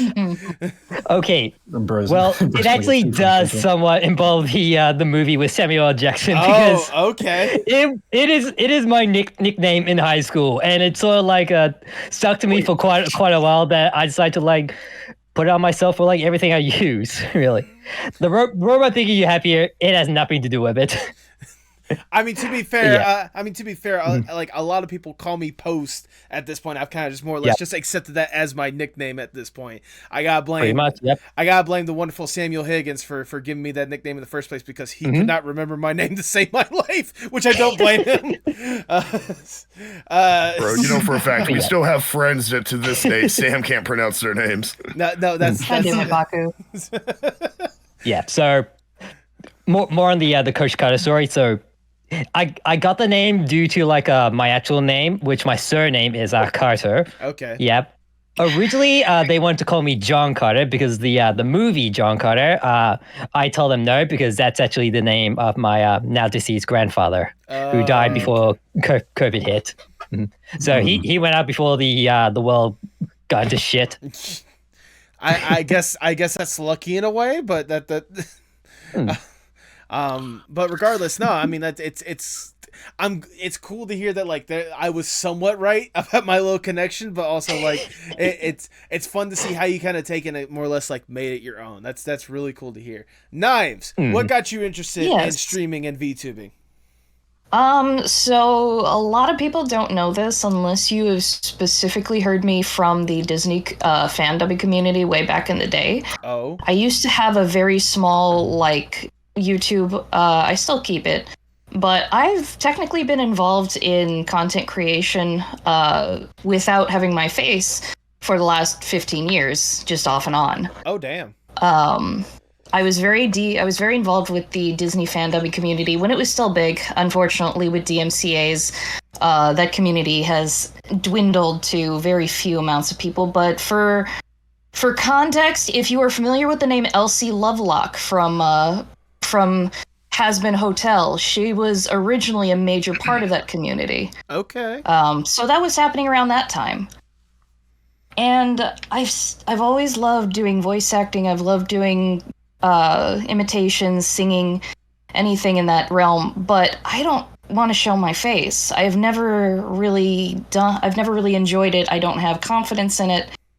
And it was just something that I thought was kind of out of my reach. Obviously, with the golden age of YouTube during the PewDiePie, Markiplier, kind of up-and-coming gaming streamers, and I thought it was such a cool idea. But I'm like, no, what am I going to do? I can't show my face. I can't do streaming and all that. And around 2018, 2019, when the big Twitch names were starting to come up, I was introduced to streaming and introduced to my now boyfriend of 3.5 years through it. And a lot of his friends were being able to kind of turn themselves into VTubers. We were getting that big influx from Japan at the time. Okay. And I'm like, you know what? This seems like fun. I was doing art streams because I was so limited on space and where I was at the time. I couldn't do a lot talking. And that was actually nice. I could just do art and kind of have quiet moments. And over time, especially as I moved home and got a place where I could be a little like more talkative and get more comfortable, I was like, I want to do this too. This seems fun. I want to be a character. And so I took one of my biggest influences was World of Warcraft. Okay. And one of my favorite RP characters. I'd integrated a good personality as well. There was one little glitch. I didn't want to change my name. The name is not the panda. The name is the little gremlin that's off to my left. That is officially Knives as a character, who was originally a 4.4e shitpost from way back in the day. Okay. We all love a good shitpost. I just I fell in love with it, and it's become more and more comfortable. And I'm slowly learning a lot. I've gotten reason to be able to improve on my art and things I want to do through here. Yeah, I mean, I imagine... And while it's not something I'm pursuing as like a full-time career, I'm actually in school for accounting. Okay. It's something that I love being able to do, and I've gotten to meet these awesome assholes through it. I mean, more than anything else. Too. Well, I was gonna say, like, more than anything, especially like really investing yourself in VTubing, like you said, kind of reinforce your art a little bit, because I imagine your models, you're correct me if I'm wrong, are you the one that like takes care of your own models as well, or like your PNGs? How you? My PNGs generally, I sometimes use commissions that I've done for people, and sometimes I do it myself. This current one is one for me. Okay. Well, there you go. It's kind of a further reinforcement of that more than anything else. I mean, really showcasing this cool, interesting model of yourself. I didn't realize there was a World of Warcraft reference to it or whatnot, or inspiration. Yes, I am a Pandaren. This is the character of my Pandaren Shadow Priest. Okay. Well, but they have a totally different name from my actual username. So I'm like, you know what? It's just both of them. Yeah. And the thing is, at the time when it all started, it gave me a community when I lost a really big one. Mm-hmm. So it's been very much something I've been building on, and I want to keep building on. I mean, you certainly have built upon it and then some. SpacePirateK, it's time to get to you. What got you interested into VTubing and streaming? Well, I had always kind of dabbled a little bit with streaming, like as far back as like the Justin TV days. I used to be very, very heavily invested in like the Counter-Strike, Quake 3, and to my shame, the Call of Duty competitive scenes. It was there. And it was there. Yeah. And I got away from it because I didn't like how toxic the community was getting. Like, it was always toxic to an extent, but it was getting really, really bad. And I stepped away from streaming for a while. And then one day my son walks up to me and goes, "Hey, Dad, check this out." And shows me my first VTuber. And I'm like, I was kind of familiar with what they were because of like Kazuna AI and stuff like that. But like when it got down to it, it's like, this was my first real exposure to what they were. And he's like, "Hey, I bet you can't do that." Oh. So yes, I literally became a VTuber to spite a child. I mean, that's about right. I will say this. It is not the first time I've had somebody come on the podcast and say that they got into art and such just out of spite. So you're in good company. Yeah. Way I see, I mean, like, you know, like you already know this about me, man. Like my original life goal drastically different from where I am now. Like I was actually hell-bent on, you know, being a pro wrestler. Mm-hmm. Like was going through the training, all that shit, until one day I was told, "Yeah, we're not letting you go to actual training until you sit down and talk with a couple of family friends." And I had a couple of people who are legitimately legends in the industry tell me, "Do you ever want to have a family?" I'm like, "Yeah, someday." "You'll never have an actual family if you, like, you know, continue down this path. If you do like we do, you're going to miss everything you would ever experience as a dad." Mm-hmm. And that kind of resonated with me and my brother both. And we kind of were like, okay, we might want to let that dream, go. And it's, looking back on it, yeah, no, I don't regret it. I mean, I regret meeting some of these clowns, especially the asshole in red and the asshole in white down below me. I was gonna say, I could have been content being a nobody on the internet, but no, I had to meet Baku and Will through a shit post. No, I'm sorry. I just had to say, you said the asshole in red and the asshole in white. Do you realize you just pointed out like 1, 2, three 3, people? 4, 5. Well, I was gonna say like 3 people with the red and 2 people when it comes to white. Like that's actually 3 people when it comes to white because it's nice as well. See, that's your correct answer. When you ask me which one, I say yes. All 4 of them. Yeah. Well, I was saying technically all 6 of the other people because Knives is the white panda underneath or whatnot. I mean, So apparently we all love the 49ers. To be honest, you regret meeting all of us. And also, I'm sorry. Yes, and I have chosen to make it everybody's problem from here on out.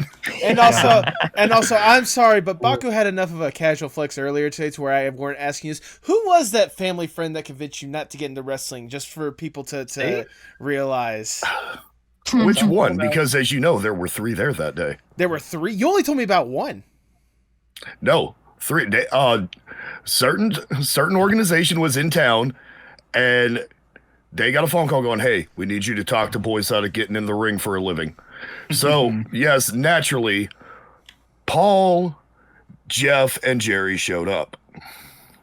Paul, Jeff. Okay. For the For those of you who don't know, the Big Show, Jeff Jarrett, and Jerry the King Lawler. Oh, okay. 3 of the greatest legends in the business. I only knew about Jeff. I didn't know about the other 2. Yeah. Well, yeah, no, Jerry was there because he wanted to give me the side eye anyways because he found out who I was dating at the time. Oh. Yeah, because, that's his unofficial goddaughter. Oh. Yeah, like, no, he's that close of a friend to that side of the family that, yeah, no, to her that was always Uncle Jerry. Okay. Well, casual flex aside, it's interesting to hear how your career path was changed and altered to the point to where, obviously for the better, like you said. I mean, here you are being around all these incredible people, the people that you say you regret being around. But regardless, like it's cool that you've basically taken on like challenge one way or another to be the person that you are today, which is something I can't help but commend at the end of the day. I am a stubborn bastard, and I'm too stupid to understand to quit. You and me both, man. You and me both. Wonderfully worded, if I do say so myself. Stroobly, it's your turn now. What Yes. got you interested into streaming and VTubing? So streaming wise, it was mainly YouTubers and a lot of people that I looked up to when I was somewhat younger. I was super interested in the fact of like making videos for entertainment. It was just a fun idea to me. Like I had said before, I tried to do YouTubing with a friend of mine that, kind of failed on its own. But, once I became a streamer, I didn't really see much when I was a face cam streamer, let's be honest. But as soon as I jumped into the VTubing scene, that was actually from a couple of people being like, "Hey, you should try this." I was like, you know what, sure. I really don't like getting dressed up for streams every day. Because quite literally, when I was streaming like on Facecam, I wouldn't get dressed up per se, but I would at least try to make myself look decent. I like to look presentable in any sort of sense whenever I'm like being perceived. And VTubing kind of got me out of that. Like right now I'm wearing fucking basketball shorts and a t-shirt. Let's be honest. Hey, time out. I'll say I am as well, and I look halfway decent and presentable, okay? All of you to assume I'm wearing clothing. I'm wearing. But no, like, quite literally, like, I was like, okay, cool. Like, I don't have to fucking like make a lot of effort. I don't have to like actually like look good. Like, quite literally, when I was on Facecam, I would make sure like I would make sure my beard looked good. I would like that was just a me thing. I don't like not looking presentable whenever I'm being perceived like. Okay. Physically. I don't like that. It bothers me to the point where it just actually makes me uncomfortable. So like anytime I had a stream, whenever I was on Facecam, I would shave my beard, make it look nice. I would put on like at least a decent set of clothes, pants, whatever. Because half the time I'd get up from my chair and have to like walk around my room being angry. But then like VTubing came along and I was like, cool, I get to like hang out and just be this character. At first, like my first like PNG model is actually just me but animated. Okay. It was just like a picture of me but animated. And then the Nightcrawler came along as a Halloween gag. Oh, really? Okay. Yeah. The Nightcrawler was actually a Halloween gag that happened probably in 2020, 2021. And it just stuck. And I didn't use any model other than that after that.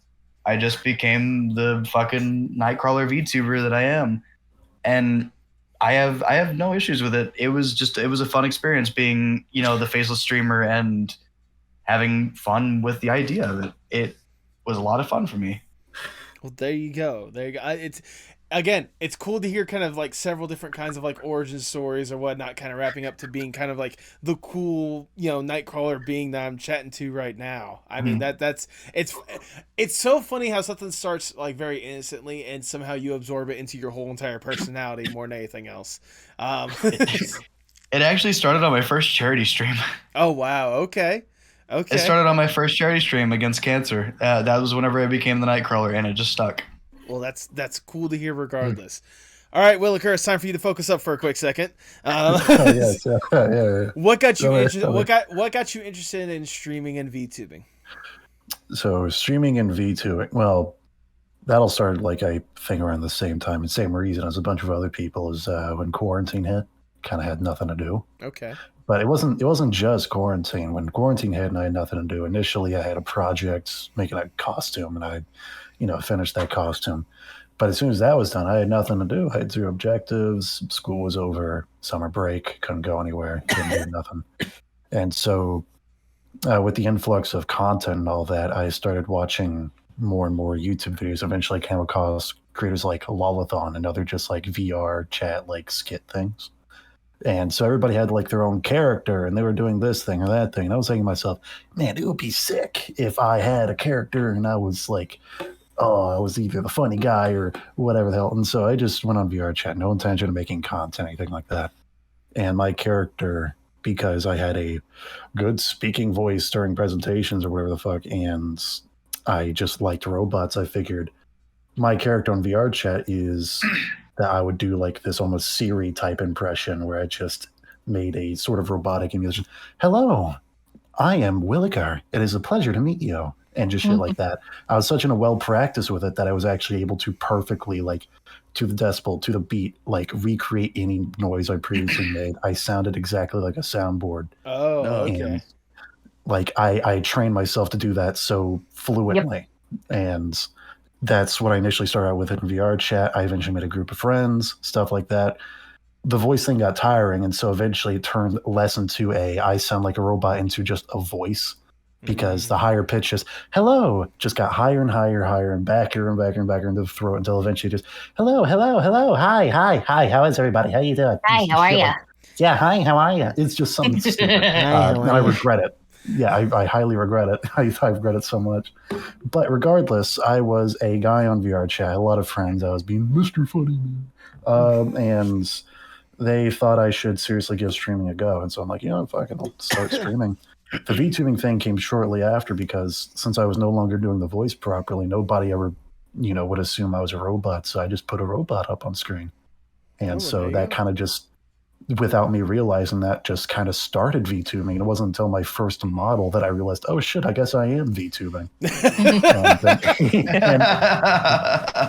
Because after I found my first model and I got that shit up on screen, I'm like, yeah, look at this. The guy moves around with me and stuff. Yeah. It was, by the way, it was a free Unity asset off of the Unity store that I just retextured.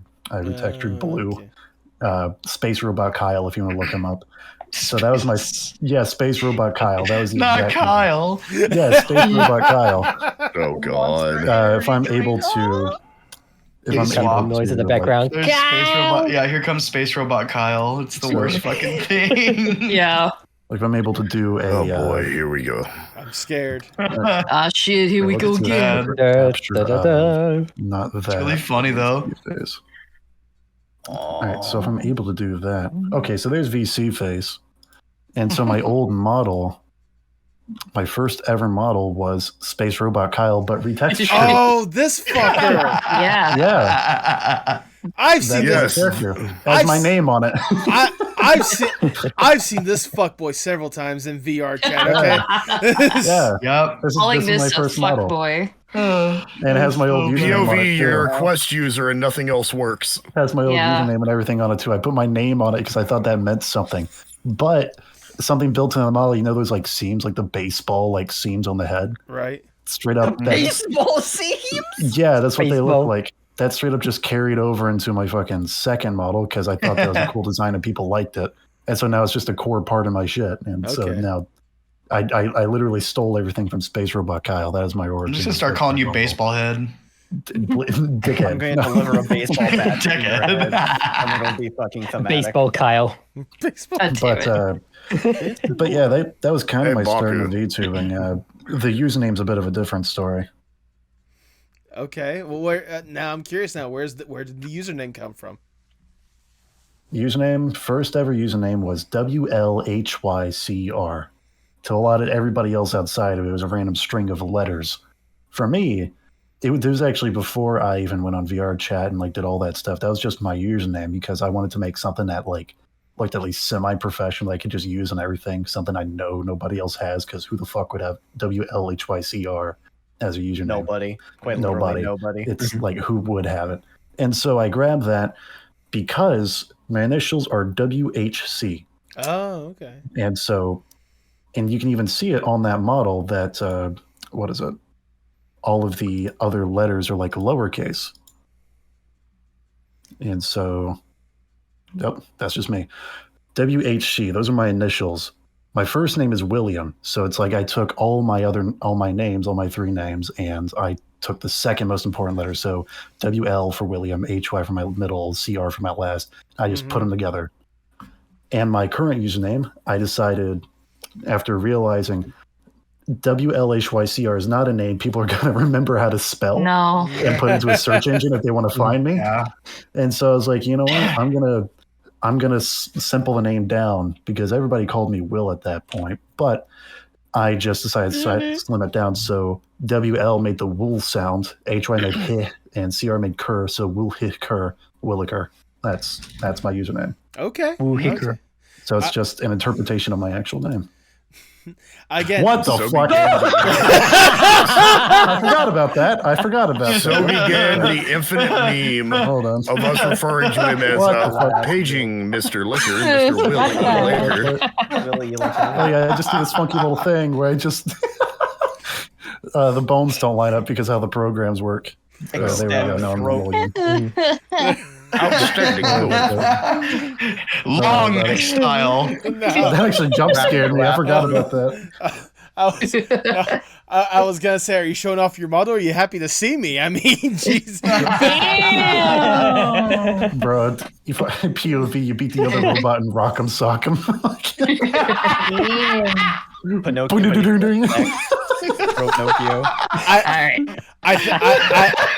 You know what? I think that might be the Twitter clip. I'll figure it out whenever it gets closer to time. That might be the Twitter clip. If we don't get more gold. Yes. I'm sure we'll get more. Oh God. All right. Oh shit! that's Here we go again. Reel it in. All right, all right, Zonny, your turn. What got you interested in streaming and VTubing?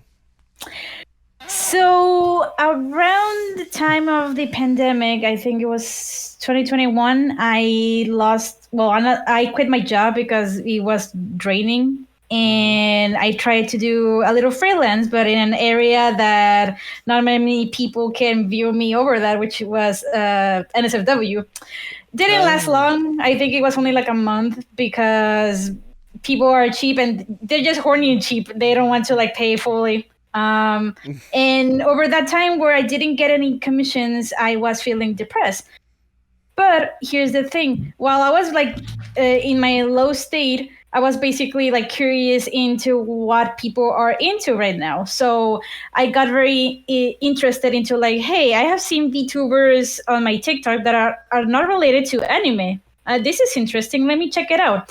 And I started to watch a lot of people that were like popular on TikTok And with that, I felt something that nothing has ever made me feel when it regarded art, which was inspiration.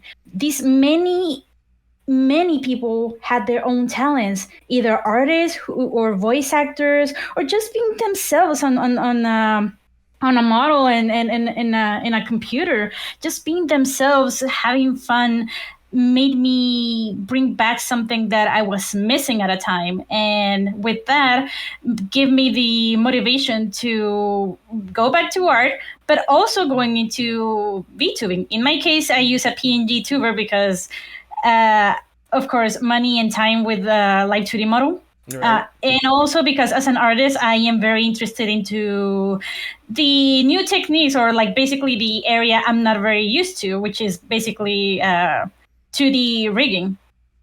And with that, also another thing that I was like interested in streaming, it was that one, practice my English, and two, advertise my art. I mean, I think you've done a good job with both of that and then some, since you really gotten yourself into the VTubing. I mean, if nothing else, you've certainly advertised yourself well, because I cannot tell you the amount of times like I've been in like calls with some of the people that were in the call right now or whatnot, and the instant you pop in, like whether it's to a chat or something like that, people just go crazy over you. Just Zonny, what's up, Zonny?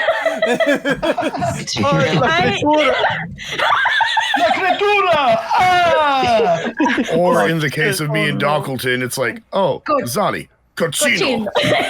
Yeah, a lot of people are already recognizing me because on Jay's channel, they have a redeem of me saying cochino, so that's how a lot of people now recognize me. Zonny is absolutely memeable, and people love that.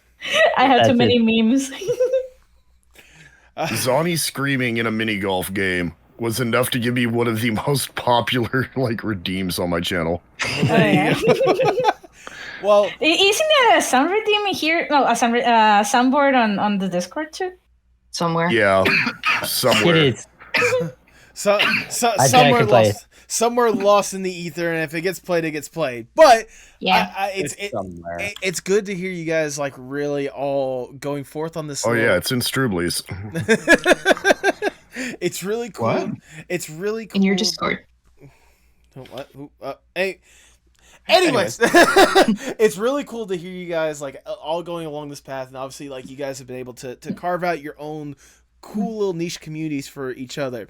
So it makes me curious, and this is where the floodgates are more or less going to be open for you guys and whatnot. It makes me curious on how you guys got to meet each other and really come together to become this collective we all now known as Saturday Night Cringe. So okay, I vote for Stroobly to tell his story. Okay, I can answer this one easily. All right. Well, let's start with, how did you guys get to meet each other, and how did the concept of Saturday Night Cringe come to be? So the origin of Saturday Night Cringe was actually technically the first two people who started this was me and Baku. Us. Me and Baku actually started Saturday Night Cringe as like a conjoined thing. So what had happened was why do you have to say conjoined like a fucking twin, man? Conjoined twins, Baku. Conjoined. So basically, we share a liver. Me and Baku met each other through a standing collab that happened probably almost 3 years ago, yeah. And it was like 2021. Yeah, it was 2021, yeah. So what had happened was me and Baku met each other, we were hanging out, and then I was like, fuck, I want to like do another thing with Baku again. So me and Baku started messaging and hit each other up and stuff, and actually we had started up a group for like just a regular, we were actually just going to do like voice acting type of beat type shit. Okay. So we were actually going to run through like a voice acting light novel, and I got Baku with me, and we were just like setting everything up. Baku actually invited the first group of people that became the origin story of Saturday Night Cringe. That included Knives in Space here. And, you know, we went through a shit ton of episodes of this light novel. I mean, we have a lot of memes that still stand from that light novel as well. But after that, you know, we kind of just kept moving forward, and we stopped doing the light novel work and started playing more games. And then after after Knives in Space were in, we had more slots to fill. We ended up inviting Will to be a fifth member later on down the line. And I'm then under contract. I believe it was Zonny next, and then Coach directly afterwards. It wasn't really long. No, the it's first one me, was then Coach, Zonny. and I was the last one to be added. Were you the last one? Yeah, I Zonny was the last. unofficial. Okay, Zonny was unofficial for a while, and then we're like, you know what? We love you. Come in. Get in. Yeah. Come be a mascot. Like- It's the same with like me as well. At first it was like this like 4-person group, and then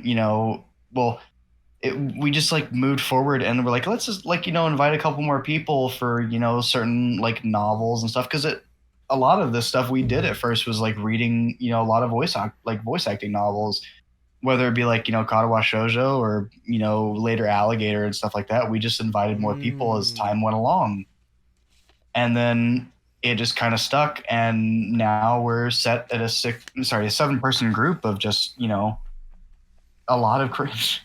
It's been a ride for sure. To assign me the most insane characters, like quote Kenji crawling in my balls from Katawa. Yeah, that was great. Mike, quite literally, that was one of the first interactions. Feminist agenda. We had one of the first interactions we had played Katawa Shoujo. We were doing a read along through it just because it was there, and it was necessarily it wasn't popular. Okay. But it was it was a light novel we all knew. And so we just you did. I'm pretty sure didn't you read for William? No. Okay. I had no idea what William, you had a separate group, that's right. Yes. No. Yeah. Katawa Shoujo. Yeah, you did.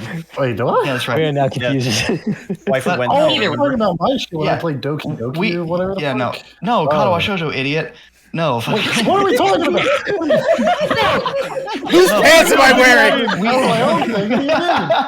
We had created this like 4 to 5 person group where we were reading through Katawa Shoujo, and it just became a thing to where we're like, fuck it, this is just a group that we're like comfortable with, and we ended up just coming up with a name for it on the fly just because it was funny. Because we started out just doing it every Saturday night, and then like I think it just kind of like came out in like the works while we were streaming. We were like, just out of nowhere, I blurted live from the internet. It's Saturday Night Cringe. Yeah, and then Saturday Night Cringe just kind of stuck, and ever since then, fucking we've been just going with the flow, and we've added, I mean, granted, it was just me, Space, Baku, and Nyvz at first. We added 3 more people, and it could not be like a more fucking like just absolutely wonderful group of people to just be around. It was like creating a fucking large family of where Really we just like quite literally we message each other like almost daily, just random shit. We just talk like daily now at this point. They're the first to know about my shit posts. That means a lot. We have literally sat in a call with you for 12 hours while you cranked one out and just do not say it like that. Do not. He ejaculated that out. It wasn't the same night Will forgot to wear pants. Sadly, Baku was cranking a hog.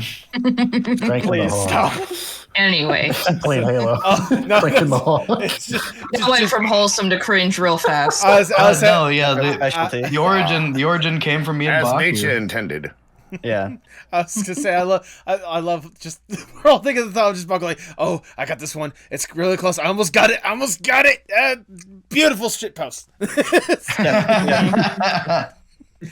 Literally spent 7 hours on like Christmas Eve making a Christmas shit post, and it was an animation, so that's why it took me 7 hours. And then another one, which took me legitimately 12 hours.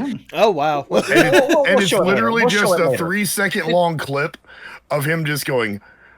The votes have been tallied, and Kay is the most call-worthy member of the group, and it's just him going and slapping me and ricocheting my head off the ground to the with sound. the metal bar drop sound. You did the metal bar with me. You did both of us. Both of us. Okay. The origins of Saturday Night Cringe is like a massive, like, big old story. It is very crazy to think about. Like, it's only been like season 3 of Saturday Night Cringe starts in a month. Yeah. Yep. It starts in March. Are we About actually 4 years. tracking the seasons? What Yes. is the measurement on I that? have been. Years. It's years? Yes. Season 3 starts in March. I think like March 14th. Oh. Yeah, because Stroobly and I started this back in 2021. That's how long Yep. we've been doing this Yeah. shit. But yeah, we are in I have the constant emphasis on contact with each other at this point. We just hang out. I was gonna say, I think Or- hearing that date or whatnot, that actually lines up really well because you said March. When did you say March 14th? 14th. It's either March 14th or March Patrick's Day. 15th. Well, that gets to be March 16th because that's when a Saturday is. March 14th is a Thursday. I know because that's when this episode's coming out. March 14th. Hey. Let's go. And I Oh, always release mine on Thursdays, so it'd be March 6th. awesome. Yeah. But no, that's actually, and honestly, that lines up really perfectly with how this episode comes out. So if you guys have not had a chance to watch these guys for Saturday Night Cringe, check out season 3 premiere this Saturday. Yes. Yeah. Don't listen to him. It's a trap. Oh, hello, future people. Help me. I'm missing a kidney. Future people, you know where it is. Oh, like It's you in the had, news by now. Tell me. Hide your kids. Hide your wives. like you had Hide the your kidney, girlfriends. like you had the kidney in the first place. Let's be honest with ourselves here, okay? That's true. I Oh, that's lost it at right. Your Orlando brother stole Disney. that. Oh, that was me. No, that was Kay. That was you. Yeah. He's the one with one kidney. I know your brother stole it. I Yeah, know. but- Hey, complicated. hey. There are plans in place and a potentially legally binding document that says if he goes before I do, I get it back. Awful. Bro kept the receipt. What the fuck? Goddamn right I did. I can look at my back and see it. Damn. Come back. Come back. I know this podcast has been kind of a small taste of what to expect when it comes to Saturday Night Cringe, but I've watched obviously a good couple of the Saturday Night Cringes, but for the people that don't know, guys can really reiterate, it is a chaotic fun time when someone is enjoying a good evening with Saturday Night Cringe, huh? The chaos is something else. Yeah, Oh, yes. chaos is Oh, yeah. extremely palpable and it bleeds through the screen. You might actually want to run outside and commit anarchy because of us. Can't do Not because, not because there's you many- know, we're there's inspiring many chaos, games. but you want to just burn your house down because of us. There's quite a few games where we have been calm before. Like whenever we play Stardew, it is like an entirely different like motive of like yeah, 'cause it's Stardew. actions between each other. Granted, we will still find a way to fuck it up, Yeah, but yeah, still, like that'd be when it comes to, like let's look back at one of like the best moments in S&C where I couldn't stack pancakes worth of shit. you And I got screamed at. This is an actual YouTube video on my channel where I got screamed at for probably like 30 minutes. I mean, granted, we edited it down to like a 5 to 10 minute video. I got screamed at for 30 minutes. Do you remember those kids' toys where you would have like the 3 like ring toss things and you had to sort from large to small? Yep. Yeah, the couldn't do Hanoi it. Towers puzzle is what it's called. Yeah, couldn't do it. Couldn't fucking do it. It made us. It made. One me minute. angry. I had Baku and William yelling at the top of their lungs because I could not finish the puzzle. It is a kindergarten puzzle. You solved it like 3 I am a times. 26-year-old man. Host, you He's literally aged you could hear me and Knives occasionally chiming in during that little fiasco, and we sounded like a couple of parents who were just watching their kid shove crowns up their nose. It was just It was bad. You were doing that. I was very, crying laughing. Will and I were. What's the opposite of hype men? What is the opposite Haters. of hype men? Just haters. Yeah, yeah. you we were basically haters. the heckler from Happy Gilmore. Yeah. Yeah, yeah. I can remember that. You will not stack these pancakes, you It's jackass. And We this, knew what to do, and we knew what we needed to do. It's like watching a kid like with a full water bottle about to pour into a bottle, and you're like, "Yes, you got this." And he just fucking pours it all on the table. It's like, what is wrong with you? It's like that kid who's drinking orange juice and then he just keeps going, and then just I'm getting mad again. I'm thinking about it. I'm getting mad again. Oh god. Yeah, this is before me and Zonny joined in. I'm getting mad Yeah, again. we were just Yeah. in the chat here. Everyone was like, man, this is chaotic. Glad we're not part of it. And then, this was maybe 2 games before Zonny and Coach actually joined in to be SNC members. Oh no! Because I'm pretty sure Coach had joined when we were playing. I believe it was Golf with Friends. Yes. And then Zonny, I believe you had joined. What fucking stream did you join in on? I cannot remember. No, I think Zonny joined in Golf with Friends. I actually joined in a golf game with Coach. Yeah. They actually made the announcement that they were actually adding Coach. Yeah, that was like an announcement like before I think SNC. we were just there and Yeah. online. We're like, I forgot. Yeah. I made an entire video for that. I remember I had made like Coach joins the crew video. Yeah, I did. And with me, it was like me appearing. That's it. There was nothing. You Zonny is literally the equivalent of walking down the street in the rain and you see a box with a kitten in it and it says "Free to a Good Home." You know what it And was? the wrong people found Zonny. You know what it was? Zonny was given by the cat distribution system. Yes, I've said this like a dozen times. Zonny is our group's equivalent of cat distribution. Cat distribution. Oh goodness. Oh goodness. I can only imagine, like, on top of the moments you guys have talked about, for whoever wants to pipe in for this question or whatnot, what are some of the other, like, very memorable, whether it's better or worse, moments of SNC since you guys have been a part of it? Started. Knives casting a hex on me when we were playing Stardew Valley. Yes. Ooh. It is a small one, but it's funny. I have a different. Yes, we were all playing I think- Stardew modded, and one of the mods we had was the shoplifting mod. Well, me and Stroobly were standing around inside the bar on Stardew waiting for it to close so we could rob the place. Knives immediately goes, "You're just going to get something stupid like a tortilla." Yeah. And Yes! sure enough, all we get that night are tortillas. And the next night, more tortillas. And the next night, more tortillas. 3 nights in a row. The swamp brouhaha hit me with the tortilla hex. Exactly. Brandon. I filled up the entire farm on Stardew Valley with just fence Wood. posts. I filled up the entire farm with fence posts, and then after they finally got through the fence posts at like 1 a.m., I filled Stroobly's house with fence posts, and so he couldn't get This okay, from like I said earlier, when I was a camp streamer, when I was competitive as shit, that is probably the most angry you will ever see me on a fucking stream. I had sat there and we were playing Stardew. It was just me, Knives, it was William. Who else do we have with us? I was there that night. Yeah. Okay, it was us 3. And I remember we were hanging out, we were playing Stardew, and Will just went off to do fuck all. Who knows what the fuck Will is doing? I right now. wish I was streaming so you could Who see my fucking process. cares what Will is doing? Who gives a shit what Will is doing in this moment? So me and Knives, oh yeah, let's go fish. Let's go to the mines. I saw my Okay. chance. And then I sat there. I was like, we go do our shit and we come back. It is like 10 p.m. If you know Stardew rules, at 2 a.m. your character falls asleep and you have to go to the hospital and you lose a shit ton of money. Mm-hmm. We come back to the farm. Knives makes it back through the back area because Knives had went through like the top area of Stardew. I went through the town. I come back. Entire pathway, fences. Long as the eyes can see. Long as the eyes can fucking see. I was like, are you serious, William? This shit better be cut down by the time we get back. I left. I went to go pee. Because I was so angry. And when he came back, I filled up the other direction with fences. Yes. So I had to have myself and Knives cut down as many fences as possible so I could get in my fucking house. And then as soon as I enter my house, more fences. Yeah, literally. My house. The whole time I also they were trapped in the the cat. mines. I also trapped the cat in his house so that way he couldn't put the bed back down. So the hitboxes just overlap.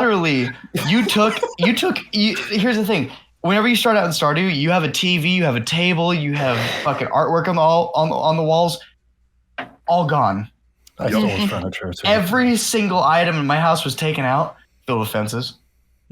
I had to fucking strangle myself to fucking cut down every fence in that house before 2 a.m. had hit. And I had just made it 10 minutes before the fucking clock hit. I was so fucking mad. I was sleeping so comfy in my bed. Literally, I was watching the whole time. I was watching the stream and I said nothing. I said nothing as I watched them slowly but surely working all the. You laughed and you started laughing with that fucking. I was watching them, knowing that the 2 Dude, the whole time you and Knives were in the mines. I was out fishing, and every time I came back, Will's like, "Hey, you got any more wood?" Yeah. What are you doing? I'm doing a thing. Don't worry about it. I was watching. And I'm just like, fair enough. Steadily. Just let me be able to get to the box. So they were removing fence posts one by one throughout the entire farm, thinking, yes, we're cleaning up the effort. We're finally going to get back to business. I didn't destroy anything. I just filled up all the empty spaces. They wanted the empty spaces. I hope you know. I'll let them be empty again. I hope you know that world is now in their gone foolish forever. thoughts, in their foolish thoughts, and in the inklings in their head, they thought, oh yes, it'll be really funny. Let's put fences around his house. And I sat there knowing that he couldn't go to sleep in time because his house had nothing. You sound like a fucking freakazoid DC fences villain. and a singular cat on his bed. Nothing but You sound like a fences. fucking shitty DC villain, Lex Luthor ass. No, I he's Penny smiled Plunderer. knowing their foolishness. Penny wasting their time, Plunderer. wasting their precious seconds on these outside fence posts. I knew the real plan. Listen here, cuck Luthor. Will out here swear. literally being the Stardew version of the Onceler. I'm chopping down all the trees. How bad can I be? Also, but yeah, every time we play Stardew, whenever Stroobly checks his house, he expects his belongings to be gone and be in my house. Yeah. Quite literally, anytime, quite literally, we played Stardew this last S&C just for a low down vibe night. I'm so glad William didn't show up. I would have had to look over my shoulder every single fucking minute just to make sure my house wasn't filled with logs. Mm-hmm. Every time Bro came And back as to far- every time Bro came back to the farm, he checked my house to see if there were 2 beds in there. That's it. Yeah, he stole my bed during the second night. I will submit. I will submit one more memorable moment, and this is kind of a series of moments. Coach is like the sweetest of us, and ends up having the absolute garbage luck on most multiplayer board games. Can I say it? Life. Every- Is this Can I say S&C goes clairvoyant, or is it the fact that we bullied Coach out of life? Both. Yeah. A little bit of both. The answer is But yes. basically, I'm never going to see Game of Life the same way that I used to before. Oh man. That's all I'm going to So, say. Let me just state this. If your primary colors are red, white, yellow, and black, you're either going to win the game or lose the game. Yeah. Do you The realize luck, how the luck goes on extremes. Yeah. He played I himself as don't well. know why, but every No. single game I can intentionally try to lose, but no, God will fucking- say, nah. Baku, I can't play party games with that fucker anymore. Every time I invite him to play a party game on my stream, he wins. Even if I buy it, he's never touched the game before in his life. He's never experienced it. He doesn't know how the game fucking works. I bought Have you him ever the game. considered He the wins. possibility that you're just, bad at games? No. No. It's No. I just legitimately I'm He's fighting actually God. that good. It's legitimately magical. I don't understand how. And the thing is, it's always the first round too. The first entire thing too. It's never the second round. It's never the third round. It's always the first. How do you Yeah. win the first match of every single Correct. party game? I don't know. get it. The only time Baku's gamer luck runs out is if we're playing Halo. Apparently. And honestly, that mainly comes down to RNG. Like I will actually Yeah. be you say destroyed. that. You say that. Yeah, I know at least a little bit. The amount of times I have heard this man when we were playing like Fiesta mode just randomly start screaming, "A fucking mauler! A fucking mauler!" Grab and hammer. it's Shot just me through a wall. Rocket launcher, Jesus Christ! Yeah, it's very frustrating. But yeah, almost every single party game. Let me think. Ultimate Chicken Horse, Gang Beast.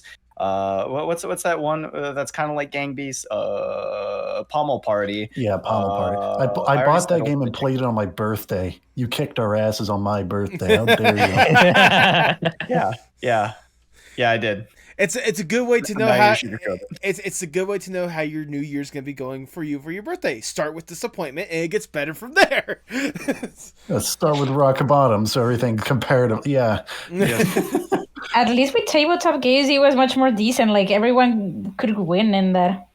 Yeah. Oh yeah, and then Game of Life, the very first game we played, I won by a landslide. Oh damn! Like I finished like 3 An turns before absolute everybody else. landslide. Bro just wins party games. They just favor him for some reason. Every Yeah, only the RNG first time I party play game. though. And then I'm Imagine like, when that. I'll never pick this up ever again. Bro has Imagine- an actual perk called beginner's luck, and I hate it. He really does. I may. I think the only time Unbelievable. I've ever seen Baku lose at a party game was us playing Cards Against Humanity. Yeah, fair. That's fair. That is true. Oh. Actually, yeah, no, we Yeah.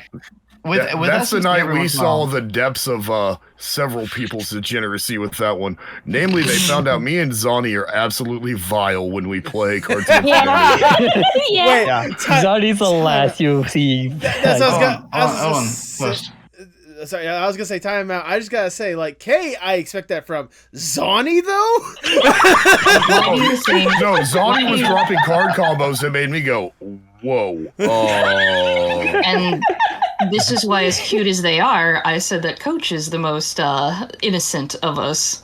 My gremlin.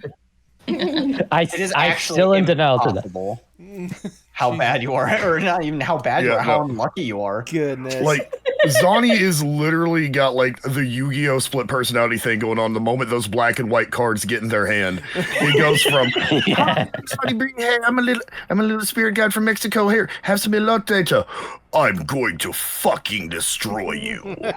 It gets worse now with Helldivers. Oh, yeah, see, oh, God, hearing Zonny Alright. squeal in Helldivers. Oof. Zonny definitely has some sort of. Okay. I feel like their secret is that they eat people on the lowdown. They just fucking Yum, every yum, Sunday. yum, it's yeah, gonna just- eat you. Yum, yum. they mix in a finger bone every once in a while. Fuck, it wasn't the God damn actual it. fucking Pozole.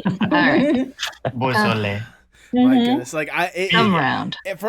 like just hearing, like, obviously I've seen some of your guys' escapades when it comes to Saturday Night Cringe in the first place, but like regardless, I can only imagine, like, for you guys, ever since you've been a part, ever since Saturday Night Cringe has been a thing, like even just you guys describing it right now, it sounds like some of the most fun you guys have ever had on the internet. Like, it would be right for me to assume that it's genuinely Oh, yeah. one of the greatest experiences you guys have been able to have since you've gotten started streaming.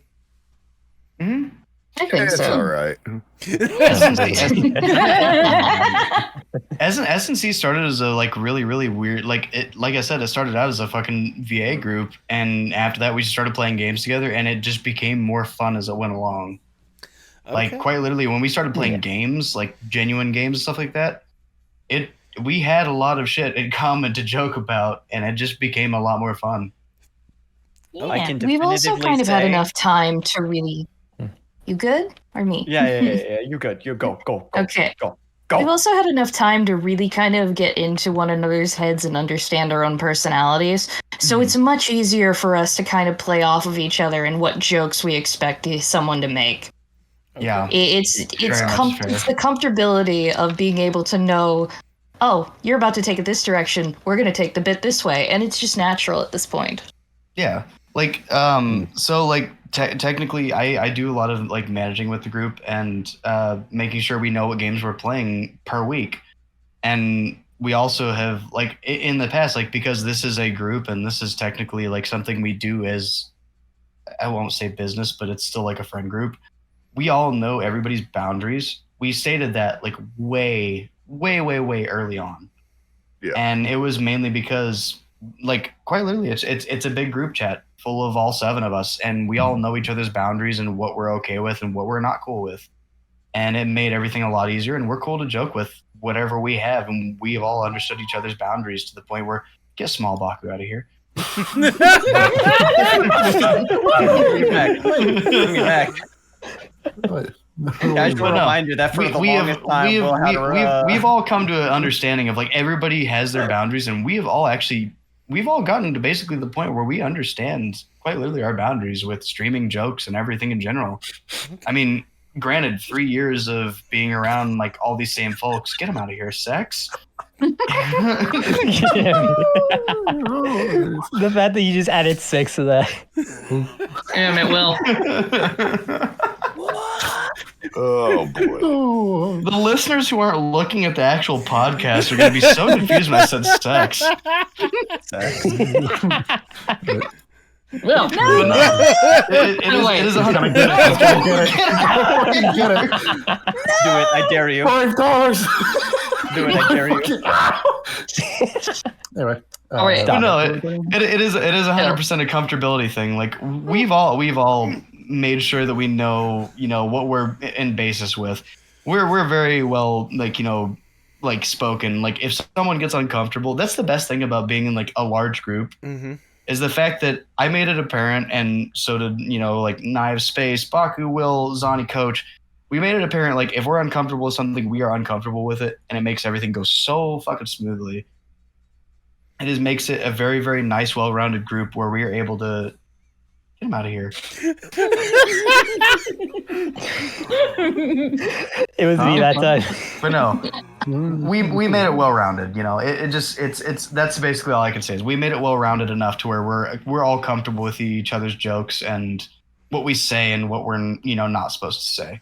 It makes it very easy. Right. I mean, I can imagine for everyone else as well. Like it has to be a great fun experience. Like obviously, it's good to understand your guys' personal boundaries and such, but also to go forth and really like just have a blast with just a random group of people that you've met online and just being able to showcase that to the world and everyone, and especially the community you guys have really developed with Saturday Night Cringe. Like it just seems like it's been a blast for you guys ever since you've really gone down this path.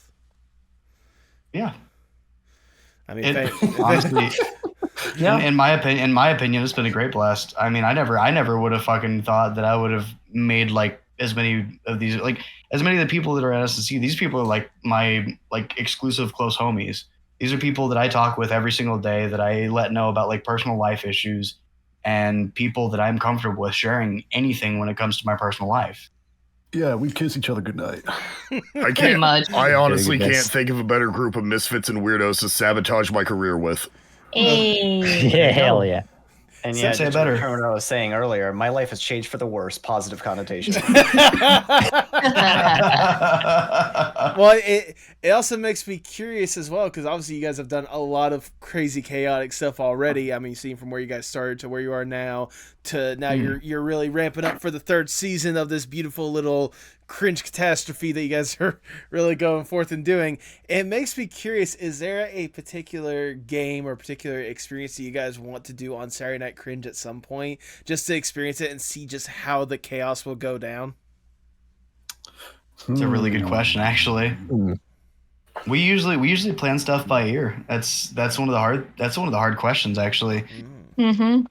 Yeah, when Stroobly Halftime- says manages things, he literally means about an hour before we go live. Hey, what are you guys No, I've been better about it, dickhead. No. I've been better from I've like been 1 better hour about to 1 this. day. No. I've been better about this. I usually message at least a week to 3 days beforehand. Hey, what are you guys comfortable with doing this weekend? And if it's low energy, we do low energy. If it's like, let's play chaos, let's play chaos. I think one of the more fun games we played together has been Golf with Friends, because we all enjoy it. Insane. It's And just all get angry. everybody. Oh no, it's not just everybody getting angry, but it becomes a 2.5 hour long roast session of treating each other like shit. And that's my favorite thing is like play the game as it's intended.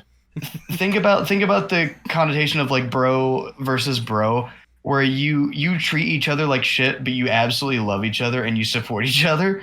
That is exactly how every single member in SNC interacts when it comes to like competitive games with each other. Oh yeah, no, we are absolutely cancerous to one another. If it is a competitive game, the amount of shit talk from the whole group literally jumps exponentially.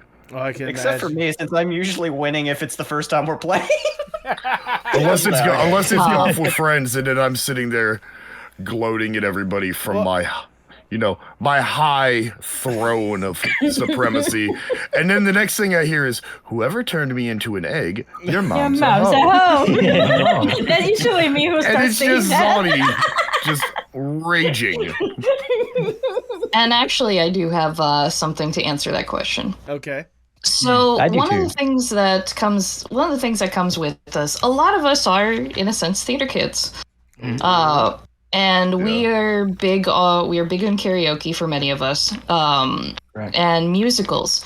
So over time, we've just been figuring out if we were in a musical, particularly very funny ones, who would be who.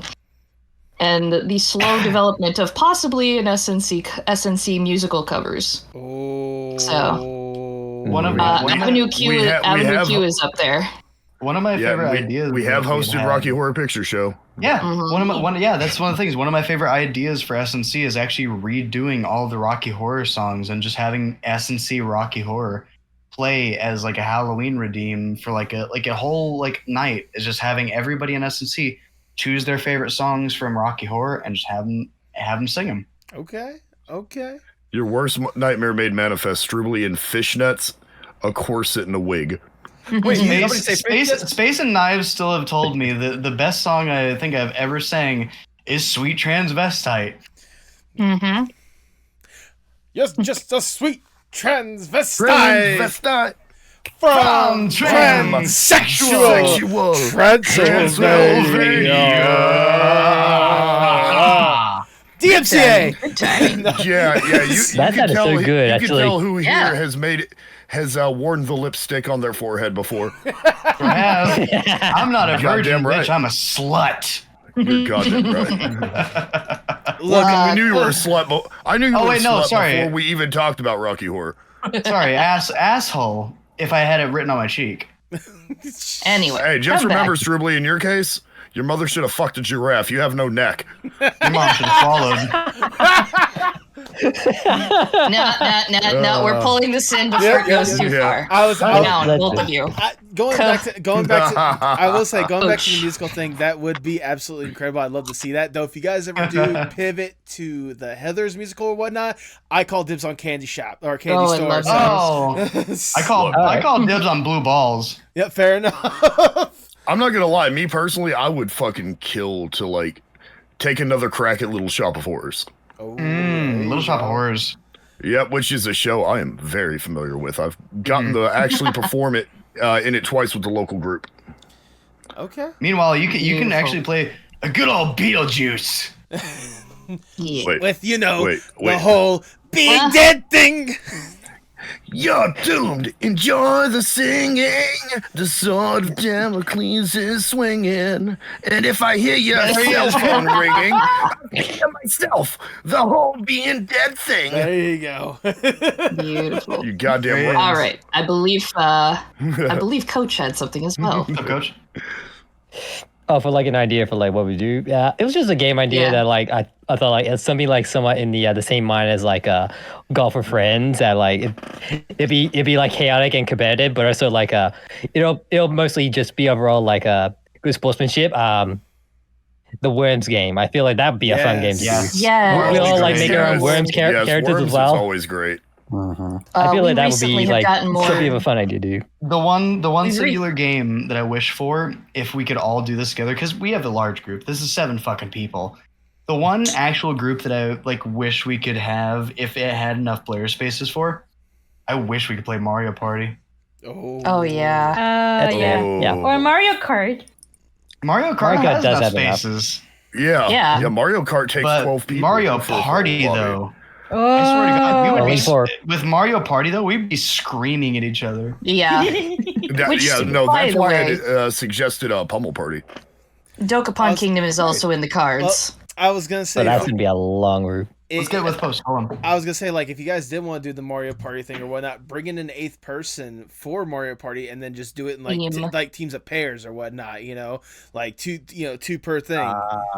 I mean, it wouldn't be as effective because the whole entire playing aspect, but at least for the humor aspect to be there. True. So, but I mean, regardless, those all sound like fantastic ideas, and sincerely, I would love to see just any of them all just jump off the page. And if you guys are ever looking for a nice little guest to appear on just a random episode or whatnot, I am a DM away. I'd love to experience the cringe along with you guys and, make it an eight-man crew for a one-time thing. How about this? What did we plan this weekend, Saturday Night Cringe? What did we plan this weekend? Do we even plan anything? Nope. I don't know. No. All right, you know what? How about we make an 8-man party and invite post to this Saturday Night Cringe this weekend? Yeah. you guys are Dead doing one? 2. Oh, you guys are doing one this upcoming weekend? Huh. Yes, we are. Okay. Well, then by the time this episode comes out or whatnot, it'll be, out there. After that. I'm giving a suggestion of Left 4 Dead 2 as 8-man. Let's go. Yeah, 8-man Left 4 Dead 2. Okay. Okay. Yeah, And we can and finally pretty do much proper everyone has. verses. There we go. Okay. We have an idea. We have an idea for this weekend. Post gets to join us for S&C, and we get to join Post for Postmodern Art Podcast. There you go. I love it when a compromise comes collaboration.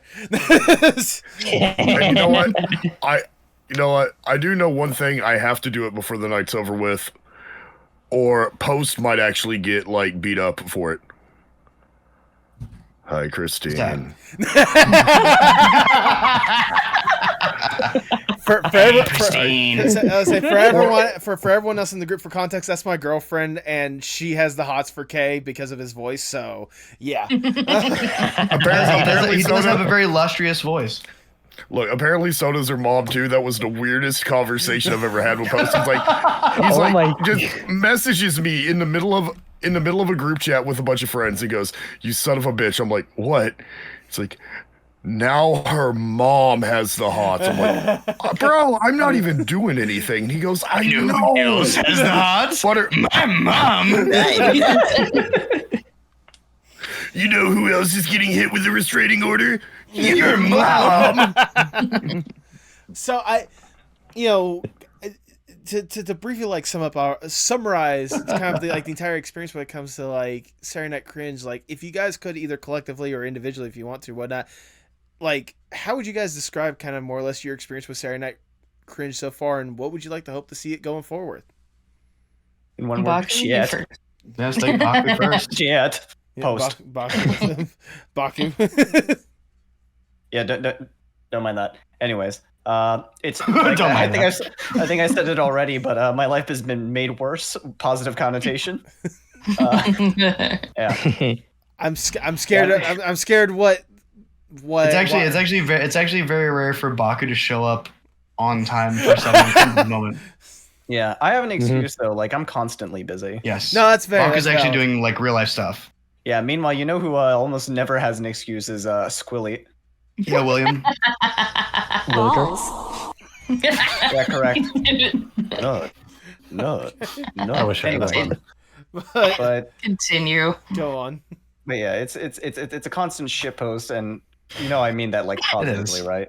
Yeah, Literally, Yes. it is. It is a constant shitpost. It's consistently entertaining, and hopefully it's an entertaining for everybody else as it is for me. Anyways,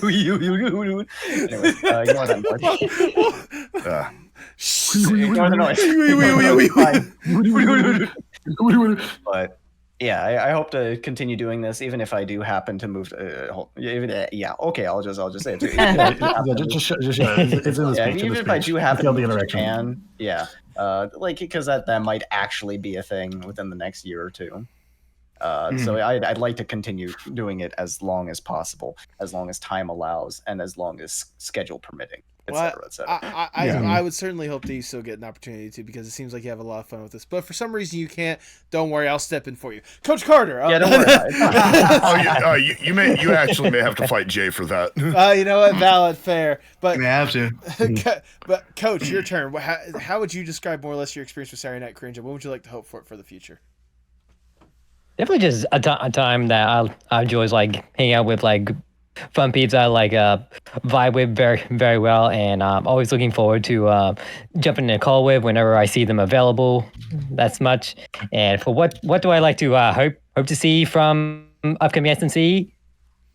Definitely a more worked out schedule for when we're doing S&Cs, and not particularly to jab on Stroobly. This is more particularly schedule for like any people who are like interested in like catching up on some SNC stuff, and they'll see what we're gonna be doing around that time, and what to expect, and have them excited to see what's gonna come out on the next SNC and what to expect. Well, there you go. That's a good thing to strive for. Knives, what about yourself? Can you repeat the question? I'm so sorry. How would you summarize your experience with SMC so far, and what would you like to hope for it for the future? Honestly, my experience has been incredible. I didn't expect to find so many people that I feel like I share a kinship with, even if it is just being cringe and laughing over really stupid memes. But I do generally regard everyone in here with absolute love and care. And they've been supporters. They've been incredibly supportive during some very hard times. And I'm very grateful for that. As far as what I'd like to see for the future, just probably us getting more organized and honestly seeing all of us succeed in what we want to do both on stream and outside of stream. Some of us have been carrying some heavy burdens on our shoulders, and I'd love to see those lifted and made easier. Is it about as heavy as the burden that Santa's carrying on the shitpost that Baku's got going on? A little bit. Hey, Santa Claus carried that entire episode of Kamen Rider Wizard. Yes. He carried Kamen Rider Wizard, let's be real. Anyways, moving on. I'm glad you spoke up. I'm glad you spoke up because Kay, how would you summarize your experience with SMC, and what would you like to see for it in the future? Honestly, my experience with it, this has been one of the goofiest times I have ever had. Like, I fucking love this bunch. These guys are practically family to me at this point. No. God, I just want to see us keep going with this for as long as we actually can. Like, I don't care if we ever get famous from it. I don't care if anybody outside of, like, the core, like, 20 or 30, like, diehards we have that usually tune in ever hears our names mentioned, because like just hanging out with these guys is worth it for me. That's absolutely amazing. Yeah, it's a good way to word it. I'm gonna leave Stroobly for last because I feel like he's got the best stuff to say. So I'm gonna go in reverse order now. Zonny, what? I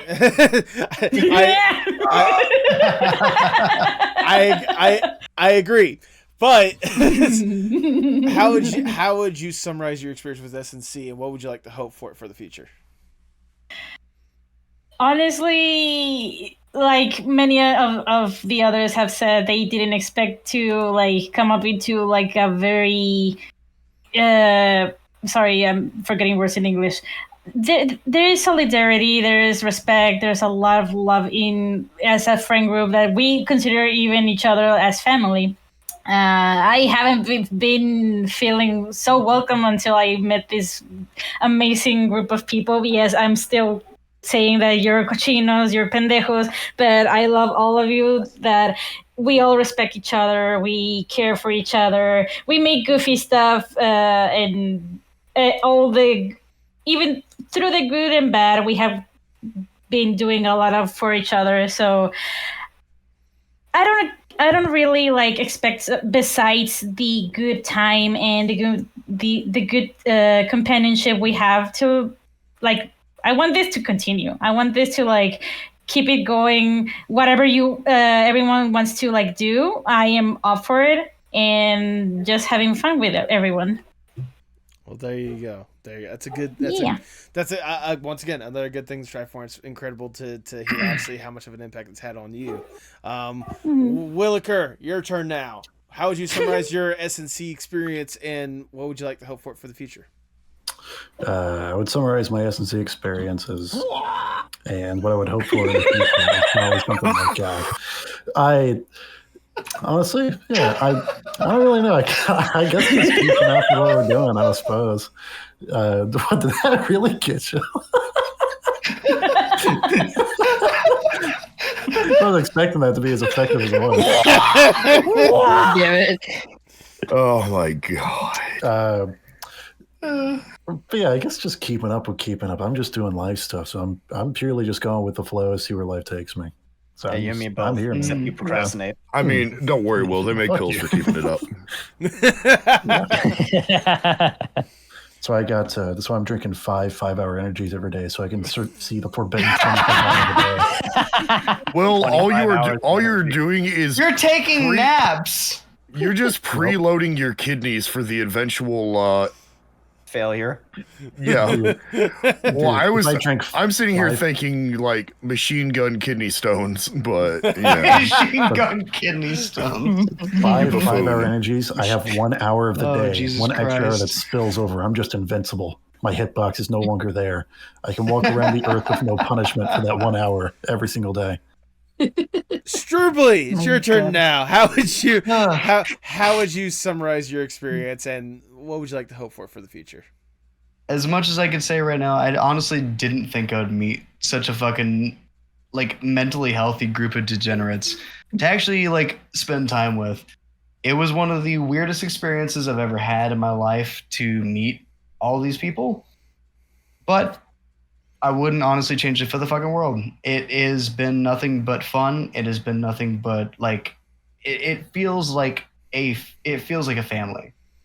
It has been nothing but a secondary family to me. And it has been nice. The fact that I can come to my friends and enjoy my time with them. And not only that, but quite literally, as much as I see S&C in the future, shit, we're about to hit season 3. We've done this for 2 solid years now, and we've added 3 members to our group. And I honestly hope this just continues to strive and move forward. I just hope that, everything continues to be funny and we all continue to joke with each other and play with each other. It just makes for a good time. It makes for an amazing time with good people that we all enjoy. Get your sexy robot model out of here. Cover him up, slut. Hold on. Cover him up, slut. He's covering them up. No.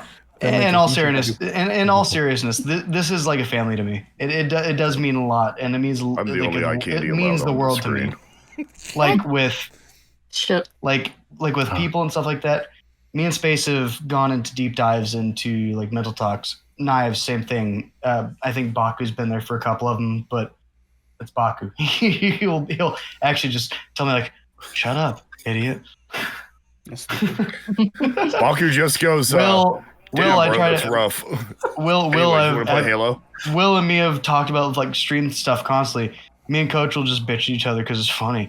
And then me and Zonny, Cielo Cico puta me cagas. Yeah. Cielo Cico puta. But it has become just this weird little family that I'm more than happy to be a part of. And it doesn't even feel like even streaming anymore sometimes. It feels like quite literally just like, oh, my family wants to play video games, let's go. It just, that's how it feels. And that's how I want it to reign superior, is that we all have the funny, outlier of just being that tiny family who just fucking enjoys each other.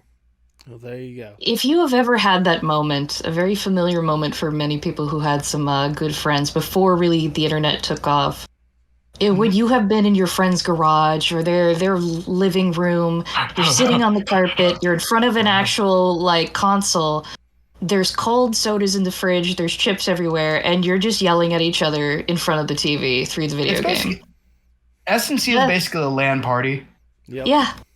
Yeah, We are it's LAN basically a party. Describing the average Friday night at my house with my kid and his friends, except now I'm the one going, who the fuck ate all the bagel bites? To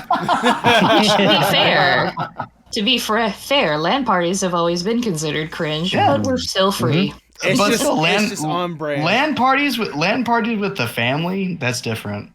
It hits. It hits so much different. Dude, you're talking to a guy who used to play vanilla WoW and go on raids with his dad.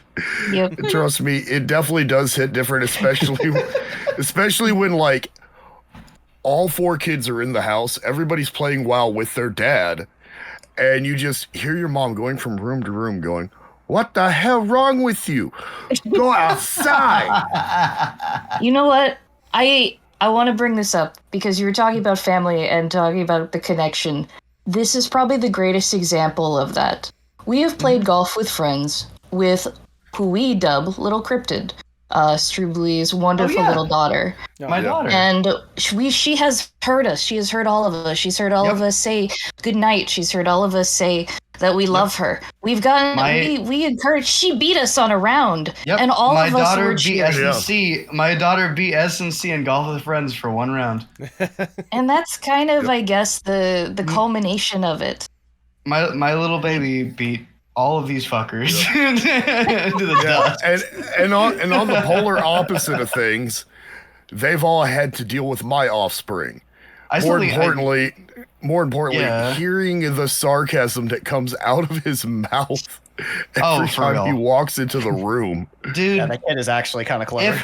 If we are still if we are still interacting within like the next, like, let's say 10 years, God, I cannot fucking, like, I still can't believe I will not believe the shit that will probably come out of my daughter's mouth to tell you guys. There's going to be one thing that the day Low Cryptid actually says that we're all going to be so proud. Okay, you know what? You can even write this down as a bet. Egg. Egg. I know for a fact. Okay, this is the funniest thing about my daughter is that so I have a friend that I met through work. We're not necessarily close anymore, but we were close whenever she was a little bit younger. She calls him Uncle Fathead. I'm sorry? She calls him Uncle Fathead. Like, quite literally, if I bring him around, calls him Uncle Fathead. But yeah, we consider the Spawn to be our own little niece and nephew. And that's kind of how it's all viewed. If we could show up at each other's houses, we would, like, any day. If you need an image of how Tiny Cryptid looks like for my VTuber model, I will send it to you, by the way, because we have a model. There's art. We have a model for fucking Tiny Cryptid. Yep. That would be very sweet. Thanks to Zonny. Although I'm sorry, I just gotta say this. You're talking about this sweet sentimental moment or whatnot, and then here's Coach Carter with fucking a little twerking Stroob. Oh no.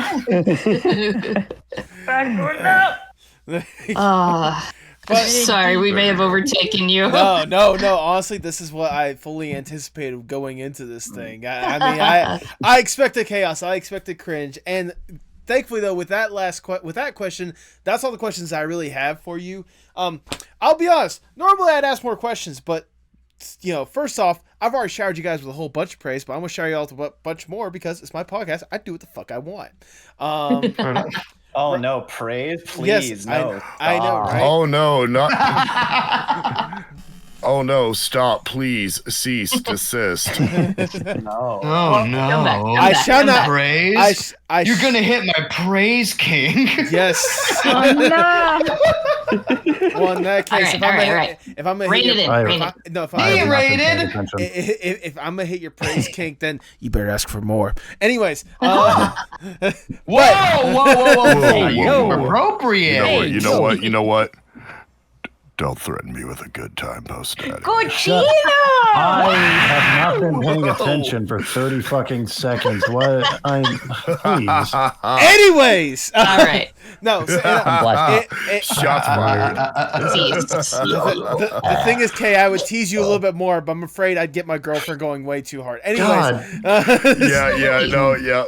I am trying to. You have posts over here asking questions, and then fucking post girlfriends. This is not the tangent. This is not the tangent. Anyways, no, but back to what I was originally going to go with before I went on my own little tangent. No, like I said, like I've said before, like I really have gotten the chance to experience Saturday Night Cringe for myself. It's been a fun time. I can genuinely tell that you all are having a fantastic time doing this kind of thing, and I genuinely cannot wait to see what's going to be happening next with you guys. I mean, I knew you guys were close, but having you guys here today and having you guys talk about your experience with Saturday Night Cringe, I truly understand kind of the familial aspect that you guys have. Because the kind of interaction that you have is the kind of interaction that I have with my own personal family. I can see kind of the chaos of it, the the joking around, the roasting each other a little bit or whatnot. But at the same time, like, you guys are all coming together having a fantastic and fun time. And honestly, getting the chance to talk with each and every single one of you guys, I'll be honest, there was a lot more questions I genuinely did want to ask, but honestly, I want to save it because I want to bring you guys individually for your own episodes at some point, because I know, because I know that I know at least when it comes to like the art aspect, you guys have incredible art stories that we kind of teased that a little bit. But regardless, like, the main focus I wanted to have you guys here today was the focus on Saturday Night Cringe. And honestly, hearing how much this has truly meant for you guys, it gives me a complete new level of appreciation for each of you guys individually and for what you guys are doing collectively as this fun, fun found family more than anything else, of just absolute pure chaos and absolutely incredible, like, just fun at the end of the day. Thank you guys for that. Like, I'm seriously happy for you guys. I'm happy for you guys that you're able to come together and do this kind of fun, and I cannot wait to see the further chaos that will be brought upon you guys with every subsequent adventure with Saturday Night Cringe. And with that, the last thing I just have to say is egg. But seriously, but seriously, guys, no, seriously, thank you for allowing also this community to really be in on this fun as well. And I cannot wait to see how much more fun you guys are going to be having. Dude, thanks for having us, man. Yes, thank you so much. This has been a pleasure. This has been a wonderful time. Absolutely. Yeah, and I'll get in touch with you guys separately whenever I do get around to getting your guys' separate episodes, because Jesus Christ, I got a plan for 7 different episodes. And More content. You're just gonna ask me about wrestling the whole time. I mean, just say yes, Lucha libre. yes, but also there's more to you than just wrestling. I mean, save me for when you don't have any other thing. I'm a filler episode. Save me for them. Just hey, don't sell yourself short, okay? That's Coach's job being the short one. Anyways, there's only one of us evil enough here to actually put somebody in 6 months of filler, and I'm sorry, brother, it ain't you. It's not you. I went to the moderate Uchiha School of Hater. Anyway, I need a piss. I was going to say, put into like we can add that one to the outtakes. Well, I was going to say, before we completely sign off for the night, go ahead and plug your guys' stuff for the people at home. Where can they find more about you guys in Saturday Night Cringe? Let's go through and end with me, because I end up doing all the S&C stuff. Okay. Yeah, Baku, you're first. Yeah, Baku, go. Where can people find you and more of your stuff? Well, let me say this first as I bring the mic really, really close. Not Twitch. But you can find me almost not really regularly, but always a massive coming back whenever it happens. Ship posting on Twitter, and all of those ship posts that are videos or animations go right up on YouTube. Well, God, it goes on YouTube. You have to say your name. BakuRed. The true BakuRed. Yeah, on YouTube. Sorry, disclaiming before promoting. They're all ship posts. Maybe one of these days, I'll do a ship post video essay about Kikaida and how it kind of kicks the animated version's ass. Well, there you go. Yeah. Coach Carter, where can people find you, more of your stuff? You can find me over around like Twitter for like art pieces of mine. You can find me on like Twitch, where I usually do live streaming, doing like a streak, playing like video games or like doing some art stuff.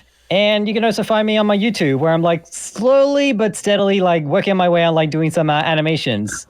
I have some in mind that I'm like somewhat scheduled with, including some with a couple of peeps here in S&C with the meme of Starship Troopers with I'm doing my part. And yeah, all of those are like dialed down in as CoachCarterVT. It's backwards. Okay, I was gonna say like that I was gonna say, look, every single time you posted letters throughout the entire podcast, they've been backwards. I didn't have the heart to tell you sooner. It's okay. It's okay. He's Australian. This bit, I'm in my point is like it's like right at least. Well, yeah, in your view, but remember, like for your personal one, it's backwards, so you'd have to personally make it back. There you go. Okay, how about this? There you go. That works. There you go. There you go. Yeah. It's gonna look fucked up for you, but trust me, it looks better for me. Anyways, Knives, where can people find you? So I am the most active on Twitter under NyvzStyle, NyvzStyle. For those who are unfamiliar with the spelling, I do also have a Blue Sky. I have a YouTube. I will formally say that if you are going to follow my Twitter, please be aware it is 18+, as I do occasionally post spicy things. There you go. SpacePirateK, where can people go to experience more of your velvety voice? Realistically, honestly, just Twitch. I've got Twitter and Blue Sky. Everything's under SpacePirateK. But let's be real here. All I do is I show up, I shitpost, I make the funny, and then I leave. Hey, you know what? That's all you really need to do at this point, right? Yeah. And people still go crazy for you every single time. Yeah.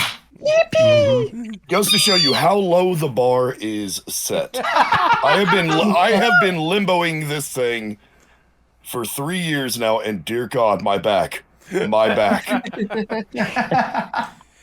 I'll down over to William. I was gonna say, I was gonna go Zonny, then Will, then good old right. Zonny. Sounds good. Zonny, where can people find you and more of your incredible stuff?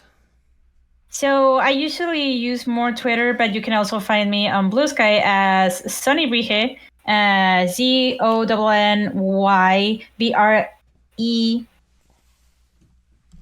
I cannot spell. ZonnyBrije. My mind went blank. Also, Poor Zonny. My memory said it now. You've gone horizontal. Quick, hands on in elote. They need power. They need. So he just went. Just the spamming with the hand on the PNG too is really funny. No. But either way, if nothing else, like with everyone's here, whatnot, I'll get your link in the description below. So if people are wondering how to spell it, I got you covered. Willicker, where can people find you and more of your incredible stuff? Search up the word Willicker. Good luck. Honestly, not he wrong. doesn't. He barely streams. He's also a piece of shit. I showed just enough on the search engine. You might find me. There's not a lot of people named Willicker. But find him in a lot of VTuber cringe compilations. Yeah, that one. There you go. Some people have used my clips in just random 3-view videos on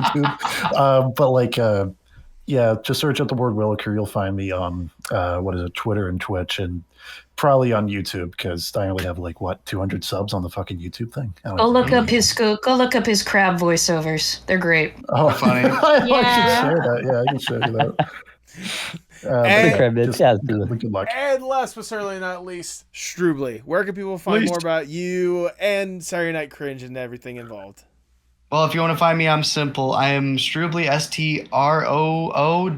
STROOBLY. I am the host of SNC. I usually host it on my channel every single week. Every double week on SNC for my channel. And if you guys want to find me, you guys find me on Twitch. You guys find me on Twitter. I post a lot on Twitter now, I guess. I've tried to. But if you guys want to see SNC, jump on my channel every single other week, and we do SNC then. Well, there you go. That is wonderful ways for people can find your stuff, because I know they definitely should be tuning in if they are not already. Do you guys have any final words before we sign off? Mama huevo, digo. Mama huevo, digo. I still need to piss. He's been holding it in for so long. It's been an hour. Please. Isn't it oil? Remember to drink water. Feed your pets. Hey, Will, I expected more of this from Stroobly than you, honestly. Piss. It is sitting. I'll say, unless anyone else has anything to say or whatnot, I think I'm literally going to end it with Stroobly just saying, I still need to piss. I think I'm literally going to cut it up right there. That was Will. I mean... One more thing, completely unnecessary, but I feel like it's very in line. All right, hold on. Everybody SNC. We're going to go through the lines. Just kill me. Yes. Yes. Let's We're do going to it. go through the lines. Hold on. Fucking give me 2 seconds.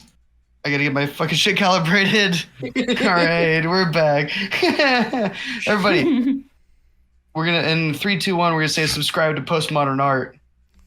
Got it. Okay. Ready? All right. 3, 2, 1. Subscribe to Subscribe to Postmodern Postmodern Art Art.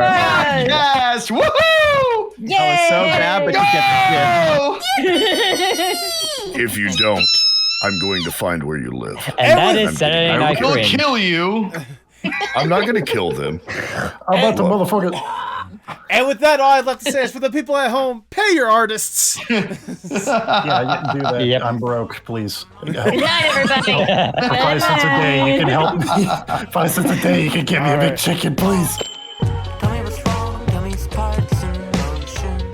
Sing me a song, tell me your eyes can all open. Show me it all, put me up in the car, you go when you used to call. Show me it all.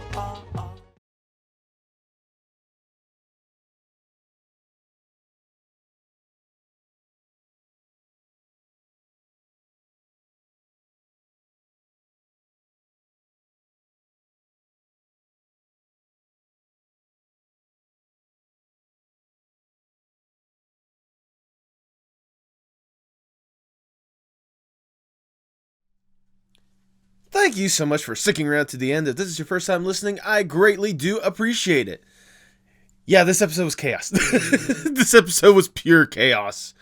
But I'm so grateful to get these guys on the podcast. Stroobly and everyone in SNC, thank you guys for taking the time to do this. And thank you for making it an interesting episode more than anything else. It's really nice to know that there are cool communities like what SNC is kind of doing. You know, bringing together just a bunch of fun people and just having a blast, doing random BS more than anything else. It's something that I try to implement with this podcast and this little community, but, you know, I mean, I think I've done a pretty solid job so far. I mean, seeing the people I've been able to interact with each other and really get to know ever since I've really gotten into this whole entire podcast thing. Like, the amount of people I've gotten to know alone is just absolutely amazing. And the amount of chaos I can endure on a daily basis interacting with these people. Oh, shit.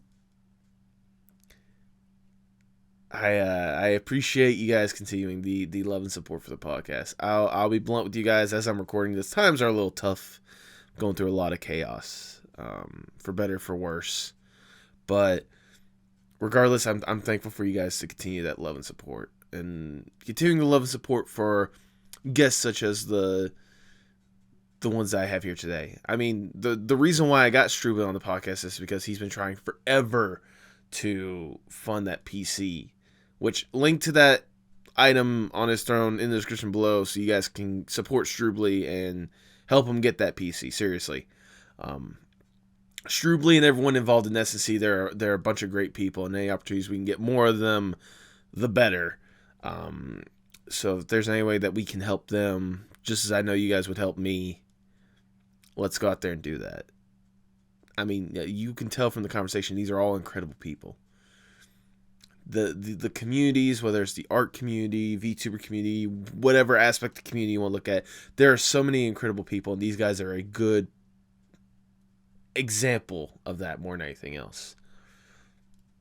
Despite all the chaos, despite all the silliness, these guys are good people, regardless of what anyone thinks. That's why I want to make sure you guys go out there and support people like them. Go out and show that love and support for people that put in the time and effort to really put themselves out there, but also to have a lot of fun and share that fun with you guys. Let's continue to share that love, no matter who it may be.